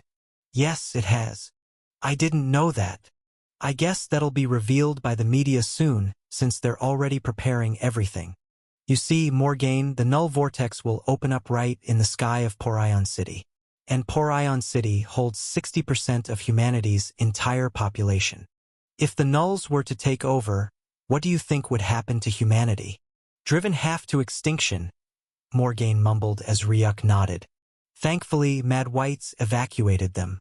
The last time we both separated, he and I left to make a deal with the 10 family leaders for us all to come together as one to face the Nulls. They're an important card in humanity being able to survive this war, but you heard what Mad White said. They're still nowhere to be found. They would most likely won't be showing up, meaning they've abandoned humanity to itself. Humanity's army is strong, but compared to the Nulls, it's like a horde of Grade B creatures facing against a horde of Grade A creatures. They can still do some damage, but they will do nothing but suffer major losses. Right now, the only one I know that is a warrior and can change the tide of the war is Mad White himself. But against an army of Nulls, he can only do his best, which sometimes is never enough. That is why I have to fill that space. I want us to spend time together, Morgaine. In fact, I wouldn't complain at all if, until eternity, I'm stuck with you on this island. Just me and you, forever. But I can't do that. I have to fight, and if I plan on ever surviving my fights and my cold body returning to your warm embrace arms, then I have to train really hard, which means less time with you. You see, I just left previously and took 2 years to return to you, and then a week of staying only to disappear for 3 weeks.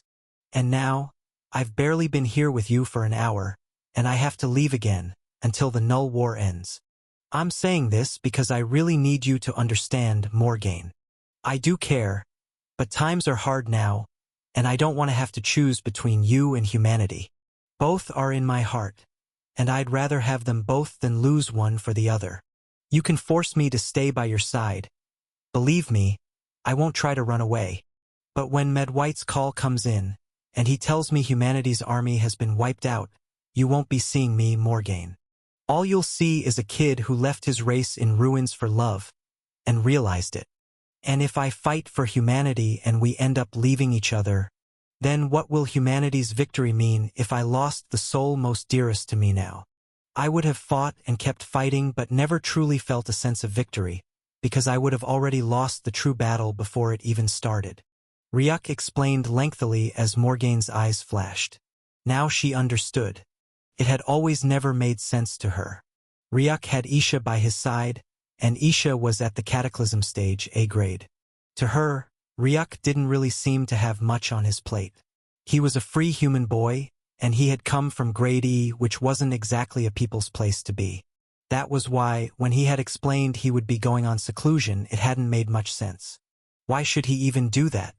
He was strong enough to handle everything that came his way, and she knew Ryuk wasn't stupid enough to go ahead and antagonize a group at the Cataclysm stage that would prove to be a threat to him. She had expected him to be more relaxed about life. He was only 17 in the end. But now she knew. He wasn't just a kid who was free to live anyhow like she thought. He had massive potential, and that placed underneath his shoulder the burden of an entire race. He was in between two grounds, a war with keeping her and a war with keeping his race alive. Only now did she realize he wasn't the one going through the least in this relationship. If anything, it was him going through so much, for he had kept all of this in his heart, and whenever he faced her, all he ever showed was his comforting smile and love. In fact, he never would have told her this if he hadn't felt fear from her leaving. He still would have smiled and acted like everything was okay when, in fact, he was standing on fragile grounds from which he could only leave for one. If she had to wait for someone in the world, then wasn't he worth her patience?